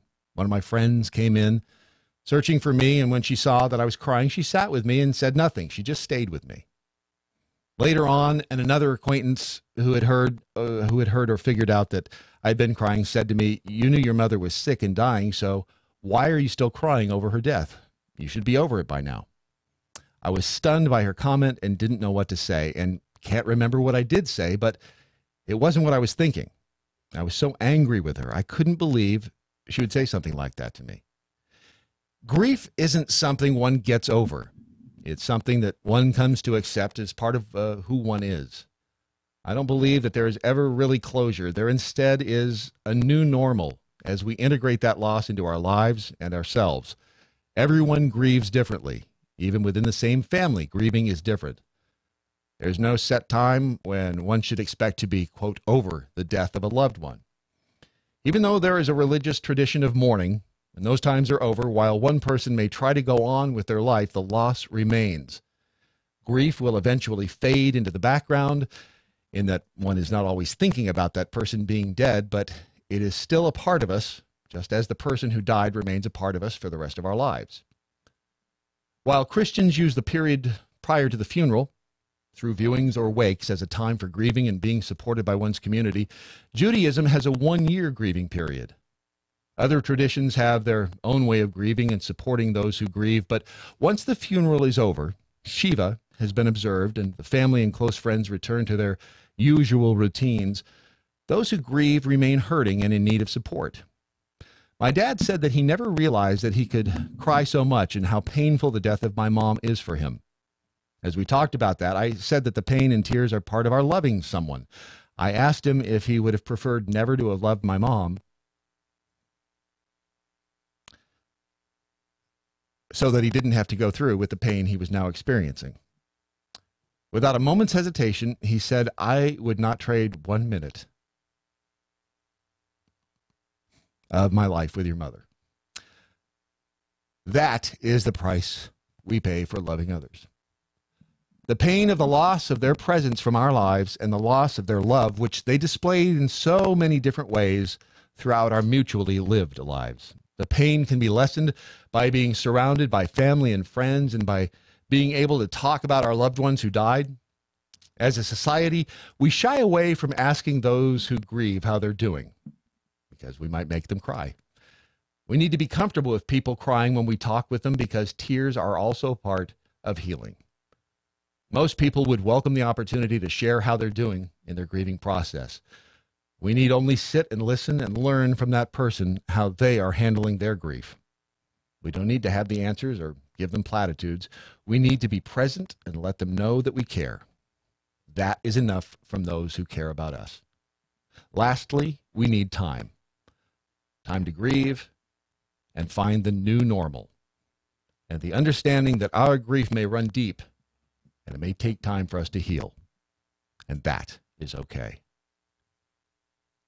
And I saw that and I thought that puts it all in a little package. Yeah. Because it's tough. Yeah. Everybody grieves in their own way. And the jackholes, if people weren't familiar with the Jackhole Nation, who now are, saw the video that we did over on the tracks. Yeah. The Somewhere in Texas video. And they were shocked. Yeah. But you know what? That's how we deal with grief. Yeah. Around here. Mm-hmm. It's how Doc would have wanted it. Yeah. Absolutely. Does that mean by us mocking him, does that mean we don't love him? Absolutely not. The exact opposite. Yeah. Here's the thing. When you don't like somebody, at least in my case, I do my best to ignore them. Mm-hmm. Yeah. I would never, if I didn't like somebody and they died, I would just, I'd feel for the fact that they were dead. But when you love somebody, and this is what we did in life. Doc was relentless in his, you had to have, as he always said, if you grew up in Bud and Nora Thompson's house, you had to have a thick skin. Mm-hmm. You had to make sure that you were going to either survive or you were not going to survive in that household. But one thing was for sure, if you did survive, you were going to survive in the outside world. Yeah. Because they were relentless. And so was Doc in his mocking, and that's how you knew that he loved you. Doc was a prankster. Yeah. Which is why I have a feeling he had something to do with the damn skunk this morning. Yeah. Thank you, Doc Skunk. Yeah. And it's not going to stop. I truly believe, and I told this story last week about my friend Cindy, who, after she died, just go back and listen to the podcast. I think it was the next day, but I firmly believe, maybe I just want to believe, that they're somehow, from wherever they are, wherever heaven is, I don't know. We are always taught when we're kids that it's up there. I have no idea where it is. It could be right next to us. It could be in a different plane. That'd be kind of cool, wouldn't it? If heaven was like in a dimension. Yeah. So they're walking around right here. We could go through it. Like a Stargate. Yeah. That would be, we all want to know what happens after you die. Mm-hmm. I'm not anxious to die, and I'm not here's the funny thing is after Doc died, I wouldn't say I was afraid to die before, but really not. Yeah. I don't want to go through any pain. Right. That'd be the sucky part. That You're would be getting in a traffic accident and you cut one of your primary arteries or veins, you sit there and you bleed out for hours. Yeah, that would suck. No, I don't want to do that. That's the part that really would suck. Yeah. But dying? Nah. Yep. I don't know what's on the other side. I don't know if you walk around, if you have, I know in the Bible it's and Doc was so good. He could quote you passages from the Bible. And his favorite thing was, we in this new platform, you lead with the dick jokes and tell them about Jesus later. Mm-hmm. That was a philosophy that I was very proud of him for, actually. Yeah. You lead them in with the funny and lighthearted, and then... Because who wants to have that stuff beat over your head? Exactly. I went to a funeral not too long ago where there was a service. The preacher got up there, and afterward it was, we're all going to hell, and you are this, and you are that. And I damn near got up and walked out. Yeah. Boy, that pissed me off. Yeah. That is why so many churches now have populations that are dwindling, because I think people got tired of their weekly beating of the sinners at the hands of an angry God type of. I prefer to believe in a loving God, and the fact that Doc is there now, mm-hmm. It just makes it a little bit easier. It makes me realize that when I get there, if I get there, fingers crossed, say a good word. That's why I hang around with Carrie Malinak, because I'm just coattailing in on her. Yeah. Doc he's already getting the practical jokes set up. He's already getting the whoopee cushions out. He's already getting everything ready. So that when we get there, it's going to be a big time. Yeah. But it's the way in which we grieve, and we've seen all different types this past week, and it was a week yesterday, by the way. 1 week he's been gone. And I've been getting his clothes together, getting the pictures. And the one I'll tweet this one out later of him, and I called it Doc in his natural habitat, and it's him in a production room. Yeah. Isn't that cool? Yeah. I mean, it's Look gold. at that hair. Yes. I mean, between that and the one yesterday, you see the one with George Carlin and him? Did. Isn't that cool? He was about 5. Yeah. That picture. He was a baby. Yeah. I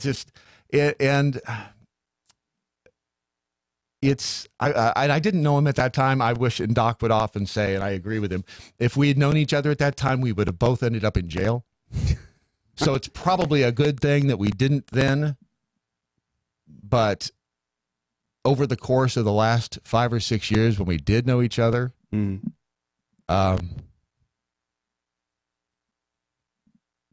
brothers. Yeah, for sure. You can see that just in your interactions whenever I would walk in. You know, I'm getting through this. I'm getting through this. Thank you. We got I may this. need you to punch me right in the jaw. I'll just tickle you. That works too. Now, although you can cry. Have you ever cried when someone's tickling you? Like the tears up. Yeah. Yeah. When that guy last week was tickling me, it's probably not a story to tell right now. I tickled you, Brad. I did. You just keep slobbering on my face. I did. It was fun. I told Ron this morning, I said, I swear to you, and this is probably just my imagination, but I hear Doc talking to me. Yeah. Do this, don't do this. We are carrying on this platform. Yep. This is his legacy. For those of you who were wondering and have questioned on Twitter and Facebook, yes, absolutely, it's going on. MoJoCon is still happening in May. The one thing in question I will say is the tour, because there are so many moving parts, and he was handling the aspects of that. So that is, be very honest with you, that is in question right now, but we will see. We'll make those decisions moving forward. It will happen at some point. I just don't know if the timeline right now is going to work. But we'll find out. But we will move on. This platform will continue with your help. We need to get more listeners. We need to get more advertisers. That's the formula. Pretty simple. So if you can help us with that, if you tell one person today that they might like this show, this series of shows between the Daily Mojo and the Cartel with Matt Locke and Morse Code with Brandon Morse, the Sam Sorbo show, and Unleashed with Jeremy Hansen. I like that guy too. Jeremy Hansen. He is a great presence in the funny. chat during the shows. And Rants of Izzo and his micro penis. He's a funny one too, because you listen to him and he'll be wearing the Jesus shirt. Yeah. Yeah. It's just with the S in the middle. It's a Superman logo. It's great. That's cool. I love me some Dominic Izzo. And then you got the Defenders and the Battle for Freedom. And all of it will continue to air right here at MoJo 50 and on iHeart and everywhere else. But we just need your help. That's all. We need you to tell a friend and maybe tell a company that you do business with that they should maybe advertise with us. A company like MoJo Wild Rice. Well, I will just say, please, if you can today, go to mojowildrice.com and order something. Or don't order something. Just go to the website and look around. They got some pretty cool stuff that would make great gifts. And you've heard the story about the wild rice and the beer jelly sampler. Just please visit them. If you can, order something. If you can't, at least just look around there. But the bottom line is this. MoJo 50 will continue in Doc's memory. We're all headed out tomorrow morning to go to the funeral. Damn it. And all that son of a bitch did was leave me with a bunch of work. Pissed off. MoJo 50.